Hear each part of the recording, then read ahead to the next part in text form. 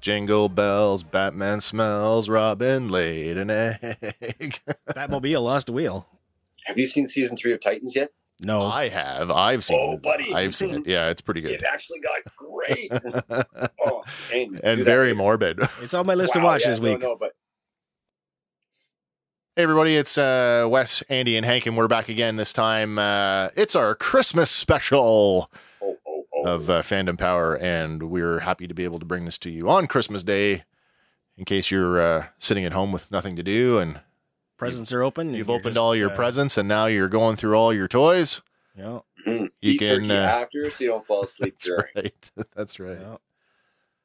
I think what better way to celebrate Christmas than to let's talk about toys. Toys. It's what made us. We've been trying to bring toys to the show for a long time, and we've been doing that sort of in fits and spurts with like tie-in stuff to the shows that we cover. Certainly. But we've only had a lot of tie-ins.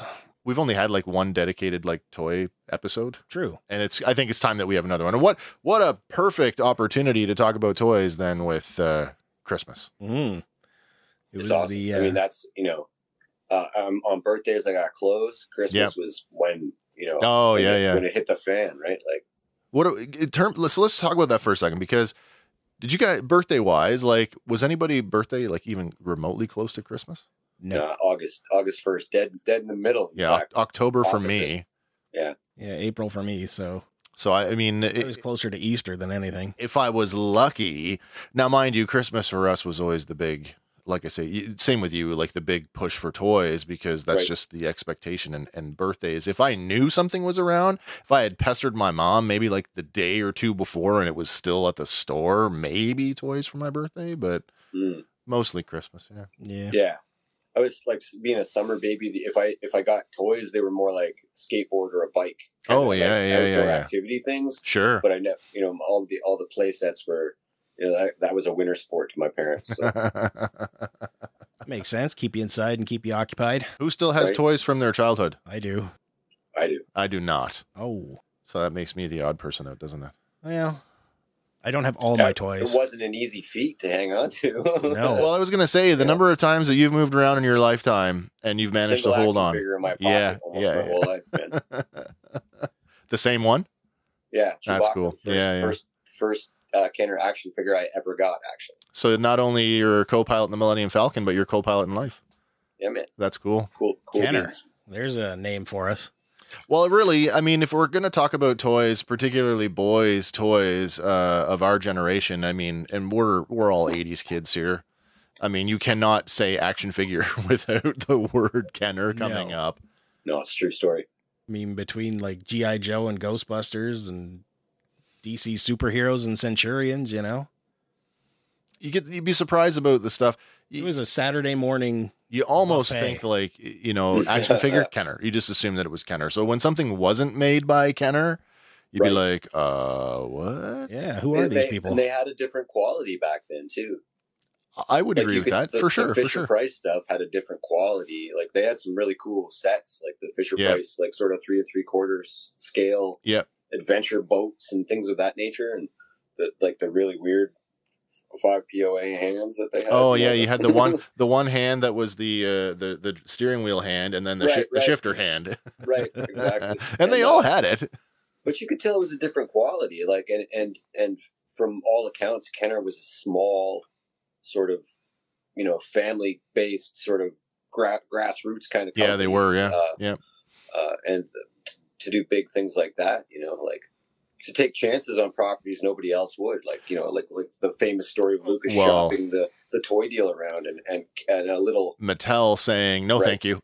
Yeah, right. Like all the ones. Yeah, right. Missed that one. Stick with Barbie. Yeah. We don't want to do your little space toy thing because but Mattel's another of the giants. It totally is. Yeah. Especially if you want to get into things for girls, because there wasn't. It's not always been equal opportunity. So no. And they were the forerunners of Barbie, certainly. Whether it was late 1950s, the proper stuff or not, it was certainly an outlet. And they did start to get woke. You got like CEO Barbie and Olympic figure skater Barbie and all these cool things for kids, and then we just can't discount the marketing that went with Masters of the Universe. Like, well, I mean, what a package. The reality is that Masters of the Universe was the first brand in Mattel in the company history to outsell Barbie. Yeah. And that hadn't happened in like 40 years, which, you know, you're talking like the number one toy from that company was Barbie for decades. And then along comes this muscle-bound dude. And suddenly, which is something because you're talking about 49% of the population ostracized in, you know, not in the way we think, but boys weren't buying Barbies probably. No, right? So probably not. Talk about the numbers that Barbie were doing, they were doing numbers with half the population, which is incredible. And, and when you can get something that's a little more universal, Motu, it just went nuts. And there's a great tie-in. I mean, it's a pretty wide, well-known story now, but I mean, I'm sure there's still people here who didn't realize that when the Princess of Power line came out, they were originally going to be an extension of the Masters of the Universe brand, but it was the girls group that actually said, that they basically said, no, we want a slice of this, whatever this Motu thing is, and if you're gonna do a line of females, we want in on that, and that's how you ended up having rooted hair and all the play features of Barbie packed into these warrior princesses. Yeah, essentially. So because I think, what did they say? Something like a full 30% of all Masters fans were girls. Yeah. It makes sense. Lauren is a huge fan. And yet all the villains, the evil horde, still came on Masters cards. Yeah, but all the females and Bo came on Princess of Power cards. Yeah, interesting stuff. But they had sort of limited versions of the way they could market back then. You know, once Reagan society was right. Once Reagan deregulated that whole thing, and we could just start making 22-minute toy commercials, and all bets were off. Right. That's right. And those were some of the best commercials I ever saw. This is it, right? Is this not part of the driving force? Like why as adults we're so nostalgic about it today? Is that it just the emotional connection to the, maybe not necessarily even the toys, but the entertainment that came with it. Yeah, because like you don't look back on it as a commercial. You look back and it was like your Saturday morning. Yeah, totally. You'd get up, you get your bowl of cereal, and you'd see your early morning cartoons. Right. And if you were lucky, you might get a figure to go with it. Yeah, and I mean, that whole Saturday morning experience is just, it's such a thing of the past now that it's one of the few things that I truly lament over not having anymore is a Saturday morning cartoon. Yeah.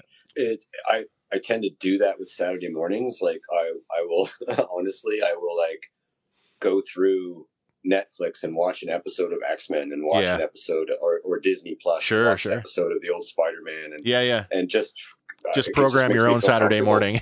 Really, you know, and we were talking about this the other day, Lauren and I, that like, you know, almost lamenting commercials and things of that, like that, the way you had to wait, the way that there was no other option but to wait, you know, and sometimes 2 weeks for an episode of whatever was going on. You know, they would alternate cartoons.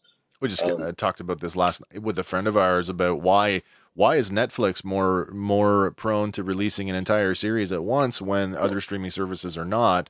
And I mean, one, you cannot release stuff ahead of its broadcast for one, but then the other one, and this is talk about marketing. This is kind of a and Loki is a great example. They released Loki in June and it ran into July. So I mean, that's 2 months of subscription versus one, because how many? Boba Fett. Well, this is what I mean. How many people signed up for first season of Mandalorian and then as soon as it was over, dumped it? Yeah. Right. And the numbers were huge, and so now we can't blame them, but their marketing is crafty. Yeah, you have to have a 3-month subscription to get all of Boba Fett.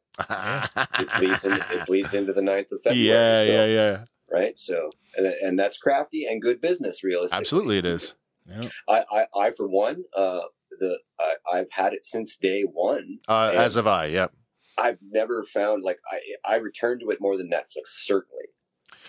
This since Disney Plus Day, which we covered a while ago, I've been going back and watching some of the stuff that's not necessarily under the Disney tab. Like I'm into the National Geographic tab more often than I would admit to most people, but watching lots of stuff on Disney, and it's great. It's well produced. And that's one of the things they're talking about with the new Spider-Man movie. And no spoilers for anybody out there, but Spider-Man's in it. Spider-Man. I'm sorry. Is in it. Yeah, and he's wearing a costume. They Stars, the Disney we have. It's not Hulu in the States. Everybody Right. We get Stars, but Stars is a part of the Sony distribution, and there is. I did not know that. Saying that may be a way that we could get the Sony Marvel films. MCU. Interesting. Right, yeah. It would be nice if they could very interesting. You'd think they want to reach as far as they can with it. So I think that the thing that, as Canadians, and if you're watching the show in Canada, you guys can appreciate this, is that when it comes to licensing and distribution, CanCon screws us over because, you know, one of the three, whether it's the CBC or Global or CTV, gets the distribution deal from the producer. You know, you've basically, you got to chase the dog to find out where it is. Yeah, there is you can't just, you know, a la carte get whatever you want. And I mean, arguably you can sort of, but it's not. That's why everything is moving to the Apple box or the Alexa or that sort of style of on-demand streaming. And it bothers me a little. It's in terms of collecting, because inevitably that's what we're talking about. And when you're no longer buying a DVD or even say that picture I had of the Motu collection in the back. You're not doing that anymore, but you're sort of purchasing the right to stream things, and that there's no physicality there. And so I don't know, collecting's strong with us. And it's weird doing it and stuff, but it's a weird thing to purchase the right to stream something. It's weird, but air ones and zeros. When you actually get into the nitty gritty of it, and you look at the back of, say, your disc based console media, whether it's a video game or a DVD, and you start reading the small print, that it tells you right on it, you're not buying the media, you're buying the license to show the media within your house privately. That's right, and that's what the FBI warnings were. Yeah, absolutely. Yeah. Absolutely. Yeah. There was a guy that sued somebody over that, and it went really far in court, but then it fell apart. But basically, it was a guy who had purchased the Led Zeppelin album. Oh, sure. And then thought, well... Oh, is this the eBay thing that came out this week? I don't know if I haven't read about it in a long time, so perhaps. All right. But he had bought a Led Zeppelin album, and then, in the 70s, and then thought that automatically guaranteed him a tape of it and a CD of it and an MP3 of it, because he had already purchased the rights to the music, to display that music, and he thought that any subsequent formats should be absolutely free if you had purchased any of the formats. Yeah. It went really close to destroying music in terms of their ability to make lots of money. Like, how many of us have burned through tapes? Oh my gosh, yeah. Tapes especially used to burn through them. There was a case that came out, I saw this week on the BBC, about a lady who had sold an Eric Clapton CD, not knowing that when her husband bought it, that it was a bootleg copy. So she put it up on eBay, and honestly, she put it up for like peanuts. It was like $12. It was like regular price for a CD. Right, sure. And Eric Clapton took exception to that and sued and won. So they gave him $12, and legal costs, which amounted to about $3,000. That's ridiculous. That guy needs $3,012. No, but again, and that's that whole eBay commitment to not selling fakes, right? So all it takes is one person to say that's a bootleg copy, and boom, you're nailed with it. Wow. But that takes us right back to the whole collecting thing, because bootleg action figures are a whole industry in themselves. Yeah. I mean, and you can purchase them on eBay. Well, this is it, right? So, I go back to this all the time. We're going to talk about a little bit about it more as the show goes on. But I'm a big Transformer collector. There's no, I don't think anybody's surprised at that.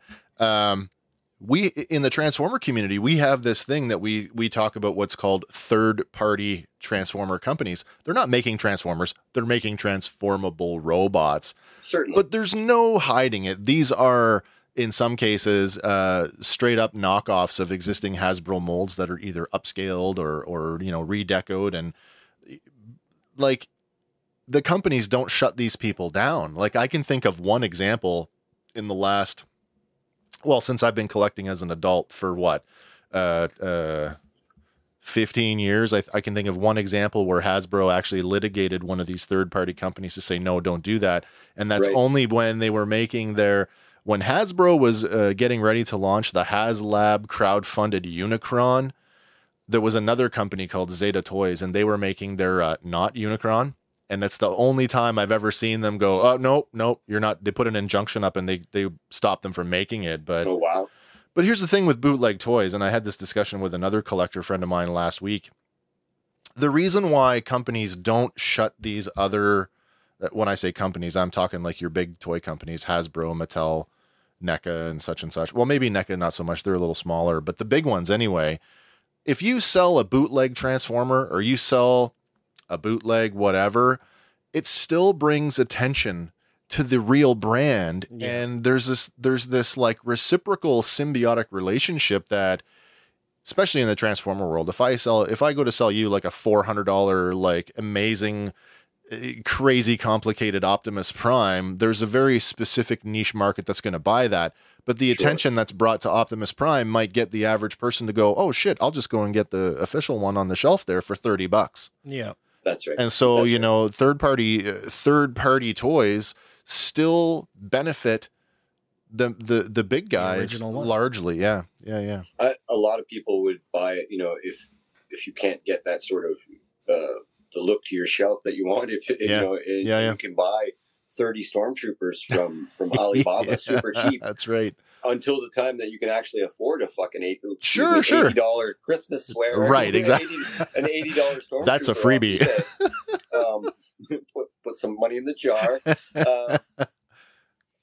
Like, you know what I mean? Like, I do. Yes, I do. My shelves until I can actually get the real thing. But in a photograph, in some cool action stuff that I do on Instagram, nobody can tell the difference between a $12 stormtrooper and an $80 stormtrooper. No, of course not. There's nothing wrong with that. I don't think it happens so much that it's driving the prices out of proportion. They are a little bit high for me. I don't think that I don't like when I look at something like, okay, the vintage collection with Star Wars. And I think, is that aimed at kids? It certainly seems like it's aimed at collectors, but it's still on the shelves. And we've had this sort of argument, the Scott Nylick sort of argument. And I agree with Scott in the sense when he says that $20, a kid could afford $20 on their allowance. They couldn't afford, sure, if they saved up for it. I mean, but the days of like walking into the store with your $5 in your pocket and your mom pitching in the other two, those days are just gone. But and then okay, so I could actually conceive of a kid working hard, doing that kid that wants the Star Wars figures and saves up for a $20 figure, and then might take 4 weeks. I don't know what kids get for allowance. I don't know. I don't have an allowance. Well, if my wife gives me one, how are you going to collect 160 of them? How are you going? That's true. Yeah, the things we were able to do as kids because they were affordable to us. Yeah, you remember that Millennium Falcon was $15 in the 70s. Oh my gosh, yeah, that was astronomical back then, but that was $15. You could have a paper route and afford a Millennium Falcon. Yeah, no, you're absolutely right on that. It's $400. No, I know. Try to buy a Legacy Falcon today on the secondary market. Woo. So, if I have a problem with anything, it's that I wish that kids could participate the way that we used to participate. Sure. I know it wasn't our money either. Yeah. But certainly, it was more commensurate with, Yeah, you're right. Star Wars figures for 99 cents, man. You talk about the vintage collection specifically, and you say that it's ostensibly it's aimed at us as the adult collector, but it's on the retail shelf. The terminology adult collectible is a marketing term, really. I mean, you could say like Masters of the Universe Classics. I have a big collection of Masters of the Universe Classics. They were sold as a 15 plus adult collectible. It's a marketing term, you know. I mean, but again, you've got to have that guaranteed buy-in, and that still largely to this day is the big box store or the major retailer. Yeah, that's the gateway. It is. Yeah. I don't know how much I agree or disagree with some of the industry professionals about, the collectors making up, an additional 20% of the market, whereas like, the kid, who needs a present for the Johnny's birthday party is 80% of that. I don't know about that. I can't see it. I still think that, And I mean, I think for us, because again, the one thing I do agree with is how passionate we are as collectors because we love this stuff so much. Yeah. And that has to also inform that 80%. If that's their statistic, I think so. And they want to throw. When you and I take our kids to buy Johnny's birthday present, we're going to be influenced by what? Well, yeah, I might be inclined to pick up something for myself. Look at this Transformer you could get, Johnny. That's right. Yeah. Wouldn't he like that? Wouldn't he like a Star Wars? Yeah. So we're going to push our sort of personal agendas, and if those numbers are inflated by that, that you've got to take a chunk of that percentage and give it back to the adult collector. Absolutely. That, and you bring up something else about pushing our sensibilities and our tastes onto kids.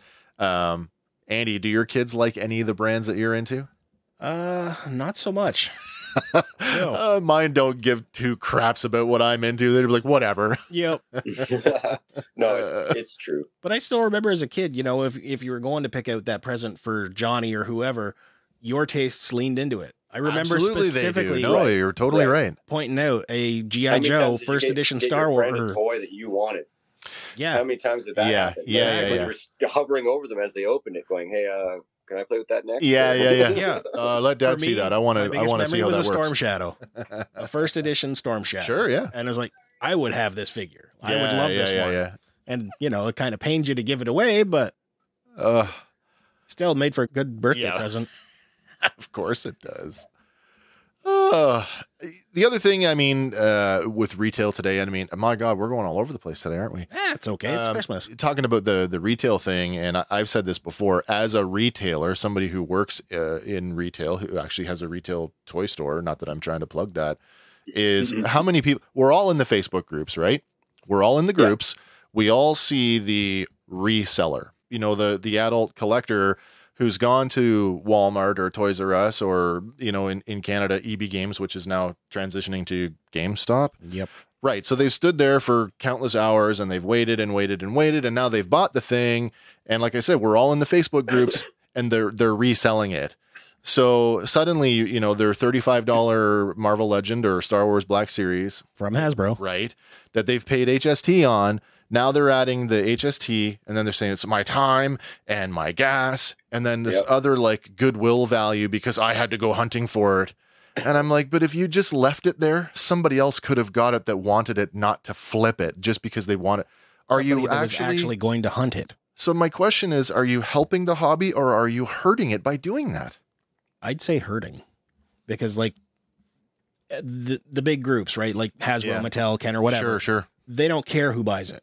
No. So all it does is reflect in their numbers that it's sold. Yeah. But they're saying that's just for a retail sale, and it's just going to turn around, wind up on the groups. Yeah.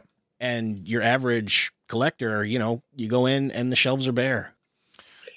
It seems to be the case where we are anyway. If the companies didn't support the secondary market, they wouldn't have this planned exclusivity. Yes. Yeah, planned exclusivity. I hear you on that. I think that I don't know what kind of money they make, but the thing I see a lot of is I see Amazon deals or Amazon posts, if you will. Yep. Sponsored posts come up in your feed every day. From Hasbro. Yeah. At exorbitant rates for figures that are on pre-release. Not in stock, ships in June. As of the recording of this episode, today on today's deals on Amazon included the McFarlane Justice League, Cyborg, and Batman on for $16.99 Canadian free Prime shipping. So I mean, that's a good deal. That is a good deal. Yeah. But what I'm talking about, almost the opposite thing. I'm talking about they'll announce a pre-release and you can pre-orders and then not get enough stock to fill them all, and then have the actual Hasbro on sold by Hasbro on Amazon and have this figure be 3 times the price. And is that the corporation literally marking sold by Hasbro as if they were a third-party retailer on Amazon? Yeah. And that's the thing that I almost. That's the thing that's starting to drive me crazy. They're recognizing and now beginning to profit very rarely off the secondary market. And when we talk about profiting off the secondary market, let's talk about Mattel's buyback thing for a minute. So I'm not in the loop on that. What's that about? So they'll buy back your Barbies. They'll buy back your Hot Wheels. They'll buy back. It's not Hot Wheels. Matchbox. They actually own both of them, to be honest. Now they do, yeah. So they'll buy that stuff back. If it's from the 60s, if you're a grandma and you've got a friggin' thing of Matchbox cars, oh sure, they'd love to get some original red lines. What they want to do is they claim they're going to melt everything down, recycle it. No, they're not. New toys. No, they're not. They're going to flip them on the open market. Yeah, and of course. The money that they think is theirs, and it's disgusting. Well, this is the thing. Like I'm going to go back to Hasbro for a second. Like, when you talk about the big companies wanting to get a slice of that nostalgia pie, you know, that we all love, because that's what we're buying into. We're buying into the nostalgia, the things that we love. What do you think the retro collection is all about? When you see the retro Star Wars collection, 5 POA action figures, that is Hasbro directly. Yeah, there you go. Hasbro directly wanting to get into that, getting that slice of the nostalgia pie. That's my brainworm. They got me by the short and curlies, and I'll admit it. That's why I only have one. They tried it. So they tried it with G.I. Joe as well recently when they went back. They did. Now here's where that bit them in the ass though, was they were 25th anniversary Joes on 80 style cards. Oh wow! And some people were like, "Why did you just issue the 25th anniversary figure that I've already bought twice?" Mix and match. Yeah, that's weird. But that gets us all the time. I think another place Hasbro didn't really understand the market was with the 6-inch Joes, because I don't know if they did as well as they could have. They're still going. Beautiful, but I don't know that line has the legs. That I tried to buy into it. I said I wasn't going to collect G.I. Joe unless they did a 6-inch line, because as an adult collector, 6 inches my scale. That's just the way it is. It looks great. Yeah, it does. It is. Man. It is the default collector scale, I think, you know, because it's the most detail that you can pack in for the minimalist price point, I guess. Mm-hmm. This is it. Yeah. So, I mean, I think it's a great scale, but then I'm like, okay, 6-inch G.I. Joe line, I'm in. And I bought the Pulse exclusive Snake Eyes, which is a gorgeous figure. Gorgeous. And then the retail release, the rollout was so horrible. And I mean, we can talk distribution if we want to. I mean, we've touched on it before. Just it's terrible. I mean, toy distribution right now is terrible. Although Hasbro's been catching up though. The Black Series, the last 2 or 3 waves have been like rapid fire right out on top of each other. They're going to be smart at Christmas though. They are definitely going to be smart at Christmas. Last time I was in a GameStop maybe a week ago, they were packed with stuff. I couldn't afford what they had there for the first time in a long time. Yep. They had a beautiful Zero from the Mandalorian. Oh, yeah. They had the Knight Brother, the yellow Knight Brother. I just bought that figure. I just bought that figure. Yeah, and then they had so it was hard to choose, and I eventually settled on Chirrut Umwe, which I never got. The new Chirrut, with the face print. Nice face print tech. So, and I like when I messaged that to you, and you were like Bodhi, and I was like, no Bodhi, that's the one because it's not available before. Yeah. I made that decision with my Rogue One figures that I would just stick with the ones I already had because I already have them. Bodhi is the only one that they didn't do. That and the brown jacket Cassian. Yeah, which was only available in that 3-pack. Yeah. Crazy expensive. Well, that's the other thing too. Retailer exclusives. I mean, retailer exclusives, I get how they work. I know why they work. It's the incentive for the retailer to buy a year's worth of product. I still hate them. I still hate them. And maybe it's because I can't be there Wednesday morning at 8 a.m. every day like I used to get there and be that guy. I tend to, though, I'm not, I wouldn't say I tend to, if I buy it early, it's because I want it. Right. I wouldn't I'm standing there with all the scalpers, but I'm actually competing for something I want to hang on my wall or put on my shelf. Don't like the idea. I mean, I've been in the aisles when the guys are in there hawking, and you see them, who they are, you recognize them instantly. The body language says it all. Yeah. And they're bodying kids. they're looking sideways at you like you better not be touching the thing I'm going for. And as soon as you put your hand out, they're like, and it's just no, man. I'm here buying it for me as a retailer. And here's the thing, as a toy retailer, if I can't buy it from myself, then I'll go out and buy it on the shelf, but I'm not buying it to flip it. I buy it because I want it. Yeah, exactly. Yeah. That's different than stocking your shelves. Yeah. I'm not buying it at retail.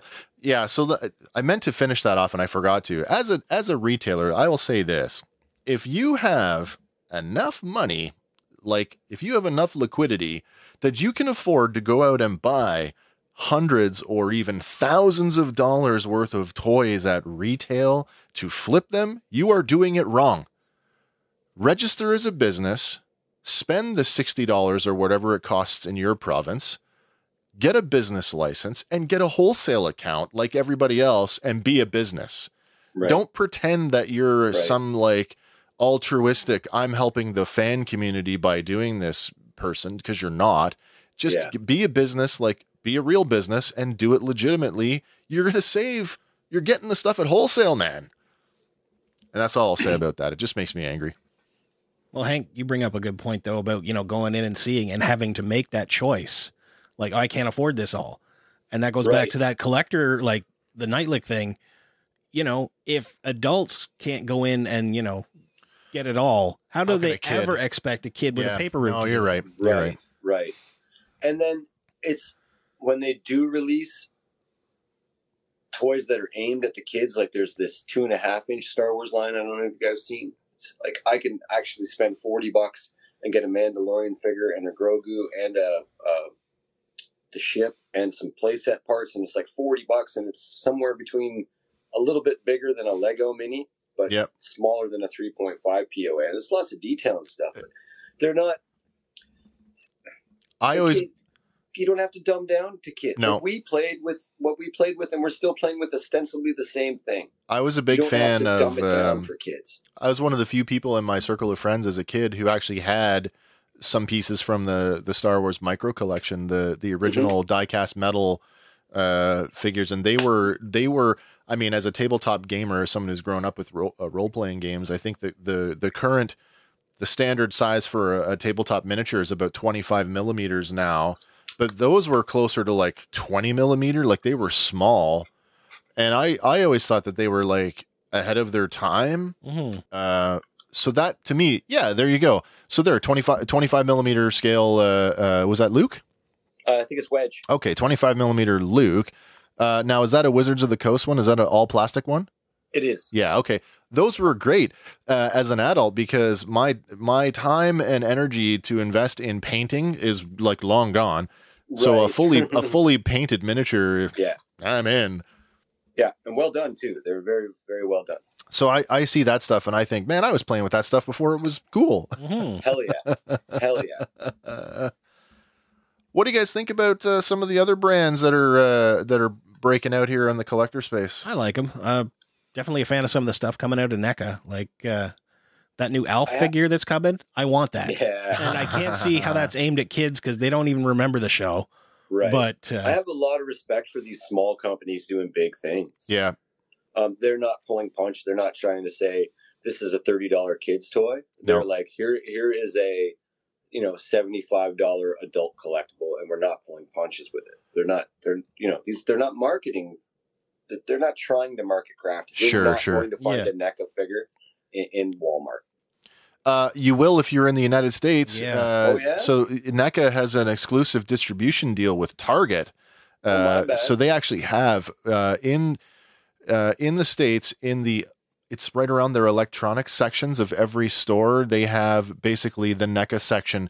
NECA has actually gone so far as to recruit what they call volunteer brand ambassadors. And so you as a citizen can write to NECA and say, look, I live in such and such a city. I want to be a brand ambassador. And they will assign you a store, and your volunteer job, keep in mind, this is a paid job. This is what a merchandiser does. They will have you go down to the Target, and you will basically do inventory and just make sure the shelves look nice. And then that's how the Junkman gets backstage at a lot of the places. Is he a merchandiser? He has a big merchandiser's Go badge, figure. Yeah. He actually gets, I've seen him go back to Walmart. I've seen those videos too, and I kind of go, oh, that's getting kind of scary. Yeah. Nowadays, anyway, yeah. But yeah, so you can, in fact, you can buy NECA at retail in the States. It's a little more. I mean, we can get NECA at EB Games and GameStop. Yeah, but it's still that's very true. Largely the realm of electronics section at Walmart last time I was there. Same time I went to GameStop, and they did have lots of pop vinyls, high-end action figure. The Walmart exclusive Turbo Man. Tiny little section of high-end exclusive action figure style stuff. But it's growing. I'll talk about NECA here for a second, because in my retail business in Canada, NECA is still largely the realm of the independent. So it's kind of hurrah for me. I've actually said, based on my target audience, that if NECA, and I mean this is just the reality that I'm going to end up facing at some point, is who doesn't want to be in big box retail? Because that's your guaranteed sales. Walmarts and Targets and other big box, Toys R Us, they commit to 12 months of product at one time. That's what things like New York Toy Fair are for. They're not for you and me as a collector. They're for the industry people to go and make purchases. Yeah. Mm-hmm. Mm-hmm. If NECA breaks into big box in Canada, I might as well just shut my front door, because that is one of the few brands that keeps me going, right? So yeah. Also, this is the other thing that I find difficult to deal with, and it's not anybody's fault really, is like the licensing deals. NECA has gotten some amazing licenses. Like they got the 89, sorry, not the 89. They got the movie Ninja Turtle license. Mm-hmm. And for 1 year, that was United States only. So you could not buy them in Canada from a retailer. You had to go to a third party. Wow.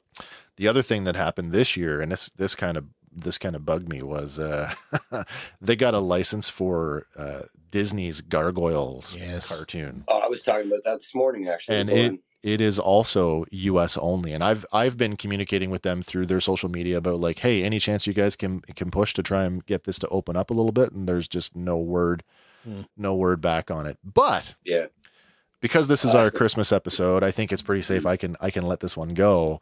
Is from a third party reseller. Now, my wife, Kim, is a huge Gargoyles fan. She loved the show back in the 90s. I found a guy locally who had a Goliath for sale. So Merry Christmas, honey. I hope you enjoy him. That's awesome. That's really awesome. Yeah. Yeah, literally this morning we were talking about Gargoyles. Still a great show. Yeah. Such a good show. There's one, I don't know why they haven't tapped it for like super Toyetic or a reboot, or what's that? I don't know why they haven't tapped it for like a reboot or something. Oh, you mean the show? Yeah. Yeah. Why not? I mean, if you can reboot Tailspin and Darkwing Duck. Yeah. DuckTales. That's what I mean. Like, why not? Who had the licensing for Gargoyles? Disney. Was that Warner Brothers? Was it Disney? Disney. Yeah, it's a Disney show. Disney. It is. Yeah, it's on Disney Plus too. Yeah. Is it really? Yes, it is. But back then, Kenner had the license for the figures. That's right. Yeah. So the original figures were Kenner. Kenner. Yeah, that's right. I recall that. Yeah. Oh, look. So we're looking at this image now. Talk about Centurions for a second, and that ties nicely into our discussion about third-party stuff.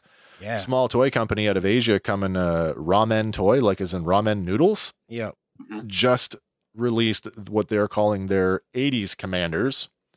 There's no hiding it. They're modern Centurions. Yes. Yes, they are. They look really nice too. They do look nice. They look like they look like a riff on the show more than the original toy. But same with the plug-in accessories, and it looks like it's the original Jake Rockwell, Ace McCloud, and Max Ray with their, what is it, their base sets. Remember, was it Sky Knight, I think, and Manta, I think was the generic one. And what was the generic one that came with Jake? Oh, I don't remember what it was the called. Names of his, but it's like a bazooka and a backpack. Yeah. So the guys from Ramen have been they've been online quite a bit actually promoting it, and people have asked, are you going to do any of the other accessory sets to plug into these guys? And I think they're going forward with that. Nice. Yeah. So people might finally get those exclusive other figures. Maybe the ones they never got to making, except in prototypes, I guess. Yeah, the oh my god, I can't remember their names. I did a whole thing on them a year ago for the toy group. I wrote an article on them. Can't remember their names now. Oh, I hate when that happens. Okay.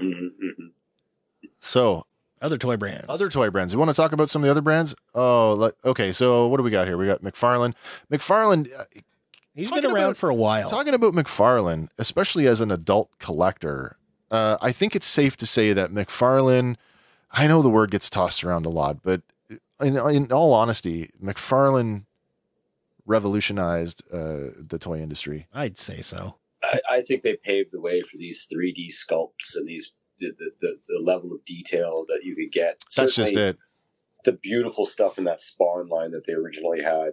There would be no NECA without McFarlane. I mean, the level of detail. Figure. Yes. I mean, he stood like 13 inches and he collapsed down, and the detail on that figure, just yeah. When I think the very first wave of it, though, yeah, it was still very much action figure like. Oh, very much. Yeah. And then when they moved into like the more more like limited posable statues. Yeah, like little statuettes. Yeah. And started riffing on their iconic covers. I think of those late 90s, early 2000s the first original run of McFarlane toys. And when I see them come in, people ask me if I buy toys in the shop, and I'm like, yeah, I do. And then they bring them in, and my first thought about them is, whew, brittle. The plastic used in those original McFarlane toys did not age very well. No.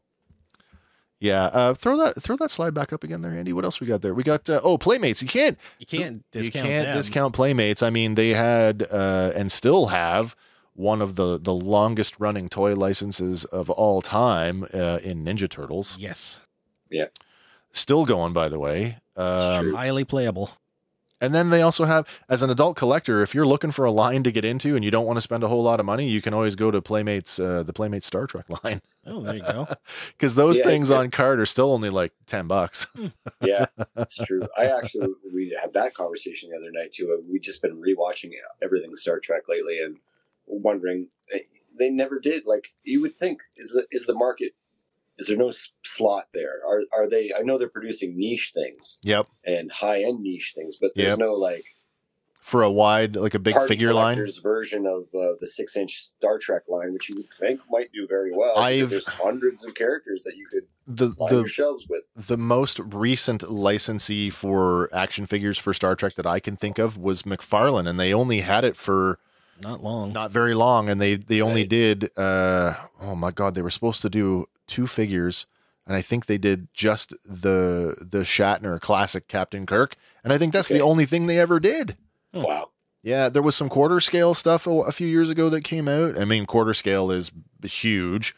But Diamond Select has a Star Trek license, and they've done kind of in the same vein as McFarlane. They've done some like limited posable statuesque kind of things in their Select line. But I would say the greatest claim for them is their Starship line.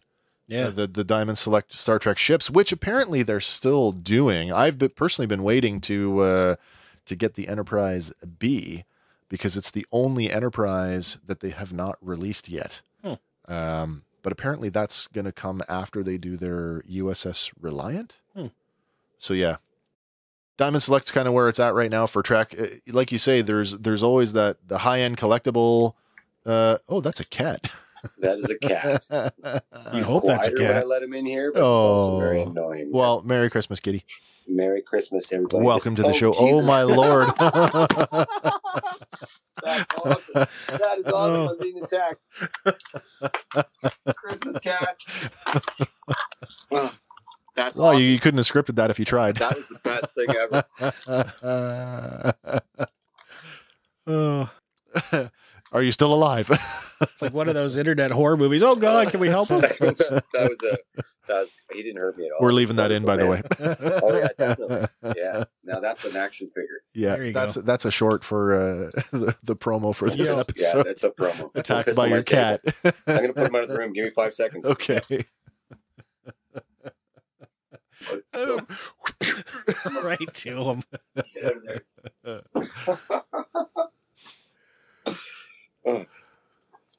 Yeah, he's definitely the sweetest man. All right. Oh yeah, the whole got Nick Fury there. Seriously, there's a reason that Nick Fury action figure comes with a cat in shackles. I guess, eh? Talking about Star Trek, that's the age-old question: Trek or Wars, and I mean, merchandising wise, I mean, there's no question. I think Star Wars has kind of dominated that for a long time. And Star Wars is no slouch to high-end collectibles as well. I mean, just look at the lightsaber, third-party lightsaber companies out there. Even the Black Series lightsabers, the Force FX lightsabers, and all the collectible helmets and whatnot. Whatnot. Oh, you just happen to have one in reach. There you go. My battery's dead. Batteries. Batteries. Oh, it's beautiful. The sound turned off right now. That's beautiful. This is one of those. It's part of my collection that I don't really, I don't show a lot of people. But these are those like Rebel Sabers. Oh, Rebel Sabers, knockoffs. Yeah, if you will, whatever like they've got that license, but they're infinitely better. Yep. Than the Black Series stuff. Like Black Series guys, Hasbro, like take it. You would never go out and duel with the Black Series Force FX lightsaber. Super cool video, which is like an ad for these Rebel Sabers. Yep. 2, 3. And it's a guy with one of those combat sabers, polycarbonate blade, versus a guy with a katana. And they're not trying to hurt each other, but they're showing you this polycarbonate lightsaber takes 2 shots from a katana. Yeah. Before it disintegrates. That, hey, because if you did that with a Force FX lightsaber, it would turn to dust. That's a one shot. One shot and done. If they could get their tech together with that style of polycarbonate blade, I guess they don't. Like, I'm building a building for a guy who wants to get his kid a lightsaber. Yeah, sure. That. He said, he's like, I pretty much want an inflatable pool noodle though, because I don't want the dog to die. I was telling him about this thing that you could whale on a heavy bag with. He's like, no, I have pets. I don't want my 5-year-old killing an animal with it. So, but you're right about those. And I just got Lauren, you're gonna see this on Christmas Day. I got her a second Asajj Ventress nice lightsaber on Cyber Monday. It was $199. Oh, very good. They're like $500 now. Yeah. She's got both of 2 of those. Oh, that's great. Nice. And we're getting into that. I was going to say, is she going to do an Asajj Ventress cosplay?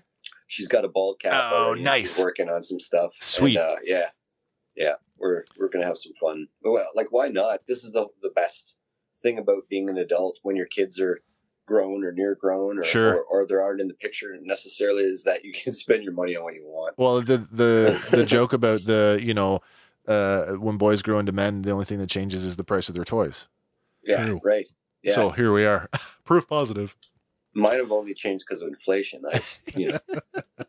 I'm not buying RVs or anything like that. Talking about the Christmas experience and where it relates to toys, you, Hank, and I know especially like you lived, when I say rurally, I would say that you were the most rural of any of us as kids. I mean, you were on the bus for how long just to get to school? Yeah, a good 45 minutes. Yeah, so out in the middle of nowhere, like just down the road from like a trailer park. Yeah. How big of an experience at Christmas time was the Sears Catalog for you? Okay, so Sears Catalog was everything. Yeah. And, it's one of those things that you would get that Christmas wish book would come out, but it would come out in like October. Yeah. You would get it months early. And I would literally I'd sit there like it was a comic book, and I would read the toy section cover to cover, and then actually circle the things I wanted. See, now, and then I thought I was the only one who did that. I used to circle the things I'd want. I'd write lists of things. I'd and then I'd craftily, or thought I was crafty, I'd just leave it open on the coffee table for my dad to see or whoever, and I was a nefarious child, I have to admit. I had a vast collection. You probably can attest to that, Wes, comics and toys and stuff. But I had divorced parents, and I got real good at playing them off one another. 2 Christmases, damn you. So, and they really did want to one-up each other in terms of my infection. So if I got one stormtrooper from one parent, I was bound to get 4 from another parent. So it was who loves you more, son? Right. And I'll take it. And it all calmed down in adulthood, but that's sort of the way it was. And when I began to realize it, I was like, okay, I am going to amass. I'm not going to lie. I mean, as dysfunctional as our house was as a kid, come Christmas Day, like I can tell for many, many years. And I think it really was a case of, parents, being a parent is not easy. We can all agree on that. And sometimes you just don't know how to make up for your own shortfalls. And so Christmas is one of those times where it's like, I almost felt like my parents were trying to say sorry, because I can tell you that several years running, going through the Sears catalog and doing just what you did, circling the items, there were several years running where everything that I circled in the book showed up under the tree. And I mean, it was just like, when I think about that now, honestly, and I know that toys were much less costly then. They still spent an exorbitant amount of money on me for Christmas. No, it's true. And I think they genuinely wanted me to be happy about that, which I was. Sure didn't make up for the rest of the year, though. Like, yeah. Now we're talking about something else. So sorry. Well, it's Christmas. We're bound to have a family. Yeah, I know. No, it's true. And the other, and the Sears catalog sort of, even weirdly before that, it was, you would you go through the underwear section when you're a young fella too, like there's you crazy very freak. Versatile book, right? Are you kidding, man? Where do you think I got all my corduroy pants? This is it. Well, see, now there's some pages out of what is this all, man. The 86 year, Andy? Yeah. These are all from 86. Yeah, this is the entire section, but just a small sampling of it because and they the toy photography even, like they made you want that toy. They knew what they were doing.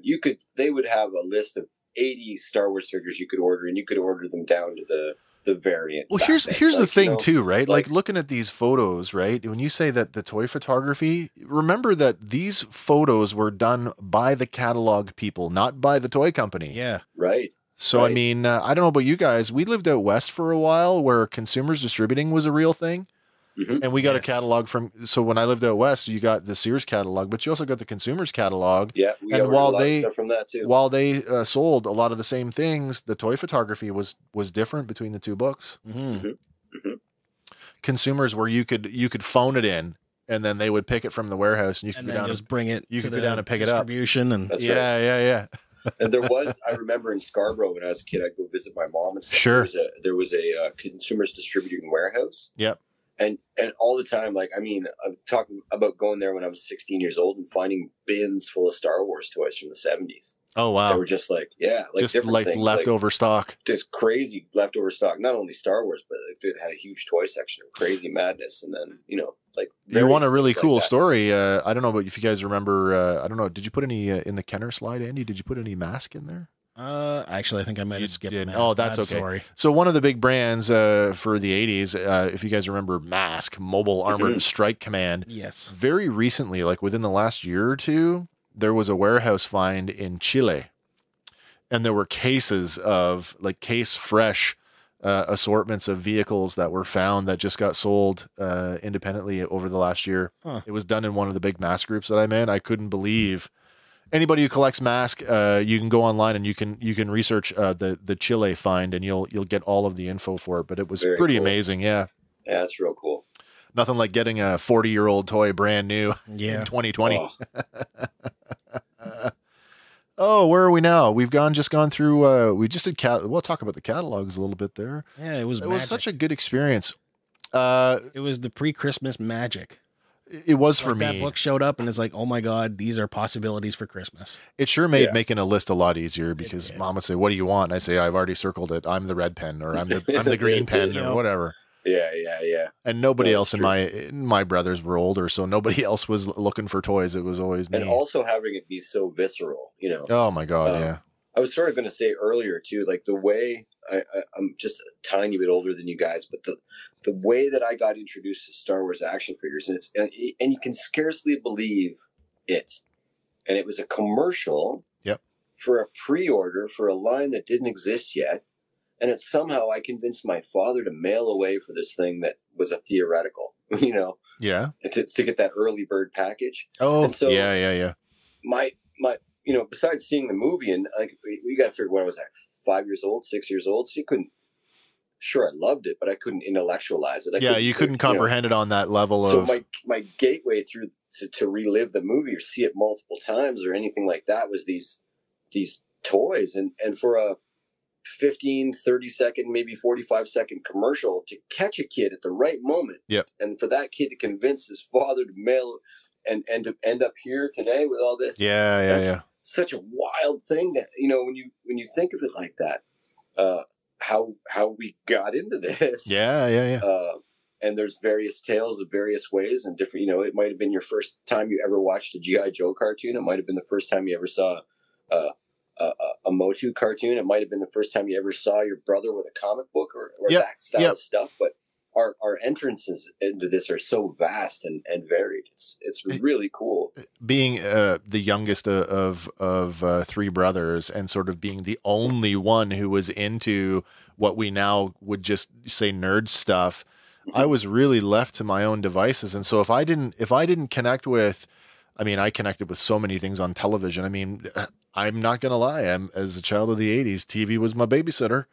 Yep. And so those shared experience, I didn't have the gateway of a family member, but man, like I had a very tight core of friends who got it just as much as I did. And I mean, just getting lost in your action figures and not even, I know like the corporate guys would talk about the play pattern and recreating scenes from the movie. We weren't recreating scenes from the movie. We were telling our own stories. Yeah. Hell yeah. It was so much fun. Yeah. And so no wonder, you know, as going into my teenage years, that toys, the storytelling aspect of toys naturally translated into tabletop role playing games, which you and I directly shared that connection. I mean, oh yeah, for years, many misspent hours of our youth, actually, hundreds of hours. And you see the play patterns or whatever it is. One of my favorite things that's come to light recently, and it's been just brought back to light with Book of Boba Fett right around the corner, so around the corner for everybody watching 5 days. And that's that 4 days, December 29th. 4 days. December 29th. Robert Rodriguez literally blocked out the shots for the episodes by playing action oh my figures God, with his yes. kids. And that is one of I was practically weeping. Like that's one of the best things I've ever seen, and to understand that that's exactly where that comes from. You know, every kid who's ever thought cinematically, like turned that figure this way instead of that way, or played with it from the top down and got all those different, you know. And how many times did you get like I did this a lot? I'd get a scene that I liked that I made up. I made suddenly Boba Fett's a Jedi and he's got a lightsaber and he's facing off against Darth Vader, and the fight would be so good that I would shoot it again. That I would do it again. And oh no, I want to do it on top of the Death Star playset now. And so there was this, you know, and you could see that like the people that really found their love for the stuff is rooted there. And Robert Rodriguez is a shining example of that. I'll tell you, I have another similar story, a professional story about my days in the service. And when you were in the military, when you're conducting operations with armored vehicles, you can't exactly go out and just recreate that full scale. So, you know, when you're attached to an infantry battalion and you're doing rehearsals, which you will do, the funny thing was out comes the big green ammo can and they rip the lid off and they dump it out on the table. And guess what's inside? Bunch of Hot Wheels cars and Army men. And there you are, literally like, okay, you go around the room and say, okay, you Lav commander, you're the green one. You ambulance commander, me, you're the red one. And then each commander would take their little Hot Wheels car, and on the table we would drive our little cars around to show the commander that we knew what the plan was. The hill. Yeah, exactly. Like all that stuff that you see in movies and television with the, you know, like wooden toy soldiers and pushing them across a map. They got the sliders and they're doing it like but it's this guy's Russia. Everybody, all the commanders in real time had access and allies boards the size of a ping pong table. Right. It's not like that. But really, when you think about the toy connection, right? And so like we're literally like it's evolved obviously from like wooden pieces to like toy soldiers, but it's come full circle, like using Hot Wheels cars, you know, to plan military operations, right? And that still happens today. So, I mean, toys are pervasive, whether you like to think that they are or not. No, it's a true story, and I think we love them enough. I think we love them enough where we've been really trying to work into how do we do this to sort of share our own personal collections with the fans of our show, and I think we hit it with this one where I think we each put together some photos here. Yeah. So you guys want to go through those maybe and talk about sort of our own stuff, what we're doing? Yeah, we can. Yeah. Okay. Let's. Who wants to go first? Go ahead. Okay. You've been quiet. Oh, there you go. Quiet, baby. Quiet. All right. You want to take us through your own stuff there, Andy? Right. And I don't have a lot of photos. That's fine. I do have this one. And these are some of the ones that I have held on to since childhood. Oh, man. And my Centurions collection. So there, Centurions is one of those brands where I loved the show so much. Power Extreme. Never had any of the toys. Yeah. Love the toys. Love the action features. Needless to say, it was really difficult for me. Man, I wanted to buy into the raw men thing so bad, but the price point was just holding you back. It was just a little too much for me. Yeah. But like that's the playability of these, like you could swap the parts, right? So you'd get like 2 or 3 different suits. And you start mixing them to make your own. Well, they started doing that in the show. Yeah. Mm-hmm. And like, sky was the limit. But see, now you're doing it right, because this is how, if I had a Centurions collection, I would want one figure for every suit. Yeah. So the lead guy on the left there, you can see the glue on his arm. That is my original one with his Playtime War Wound. Jake. And the other Jakes, I've purchased over the years to try and fill out some of the other suits. But I think I got you. Didn't I sell you one? You did sell me one, yeah. Wicked. Yeah. But those I've managed to hold on to and still like them. Again, and I mean, here's a perfect example of things that the toy companies have done for years, is that the whole shared parts thing. Yeah. The base figures were the exact same figure, just recolored with a different head sculpt. Yep. That's right. That's super cool. Yeah, even the villains, you could swap them. Their halves and their parts. Doc Terror and Hacker. And the Strafe Drone, and never did have the other one, but no. Then lately I've been getting into Marvel Legends. Well, not lately, I guess for a while now, but I've taken to customizing my own. Oh, sure. And this is one that I've done because I cannot afford the original Blue Beast. I bought one of the gray ones and made him blue myself. But so customizing, we could do a whole other show on There's that. a whole show there to be done. Could. Yes, sir. So just want to take us through the difference between, because now this isn't painted. He's well, I shouldn't say he's not painted. There's paint on him, but there's a little bit of painted accents after the fact, but the majority of him I did with a synthetic blue dye. I still don't understand how that works, and I'm completely fascinated by it, how to dye plastic. Yeah, you get your pot of water, add your dye mix. Yeah. And then slow boil him. I ended up slow boiling him for about an hour.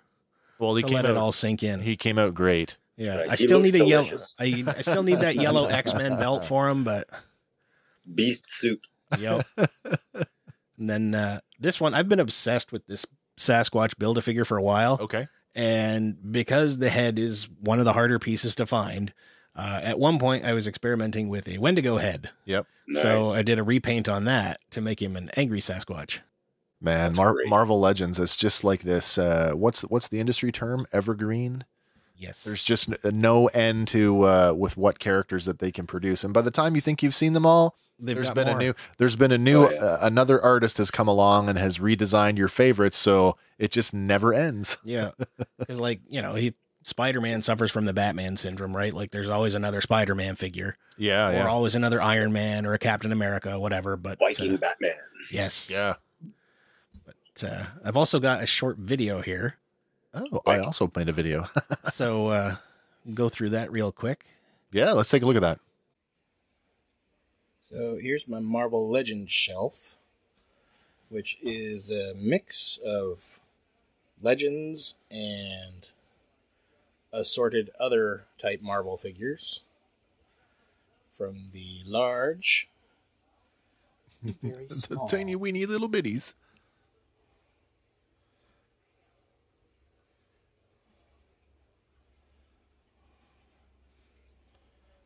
But yeah, it's mixed.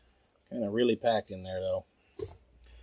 Next shelf, we have assorted Mega Constructs people. I couldn't remember the name. Got a little bit of Motu going on. The Kubros? No, they're the Mega Blocks and Ninja Turtles. More Marvel yeah. And there's more Sasquatches. And down Two here or we got three. some Battle Beasts. Battle Beasts. Did I sell you any of those? Yes, you did. I probably did. And next was supposed to be the Spawn shelf, but more Marvel. And Spawn. And Spawn. And assorted other. Oh, get a Pez in there. And the bottom is for random stuff. Also have some stuff on top, which is, again, just a mashup. Oh, Baymax. Everything. Even got a little Frankie McDonald there. Prepared. Since it's kind of overflowing and I can't really do anything with it yet, And I have little hands in the house, so this all stays. Oh, that's your my Harley Quinn collection. Nobody touch. I love it. Until the day I can, unlock it. Be prepared, everybody. Do not let Lauren see that Harley Quinn. Everybody thing. Everybody in Canada who knows the Frankie McDonald bit, that was priceless. Yep. Hometown. Gotta have him. Yes. But Frankie McDonald follows us on Twitter, by the way. Yes, he does. Oh, really? Yeah. So shout out to him. Yeah. So Merry Christmas, Frankie. Thanks for being part of the community, sir. We love everything you do. I love seeing that. The one thing I love about collecting, and especially like in sharing that experience with other collectors, is seeing how other people display their stuff. And I mean, like you've got like mix and match scales. And I mean, some people that's like, whoa, what are you doing there? But really, like your toy, you do whatever you want with it. Yeah, exactly. Oh, I love Until it. the point I get more shelving and expanded space, I got to keep stuff locked up so it doesn't go walking. But the one piece of that Harley I really wish I could display, but I can't, is the crown jewel of my Harley Quinn collection. Right. And it is the Sideshow Collectibles 6th scale Harley Quinn. And as soon as you say Sideshow, like he just jumped it up a notch. Yeah. That, it's like saying Hot Toys. Basically. Yeah. It's beautiful. And of course, this is their production shot because I don't have her out on display, but man, stock photography works for me. Yep. So that is my collection in short. Man. Used to be a full inbox collector, but since meeting you, have kind of opened up to the possibility. I didn't realize that I had such an influence on you.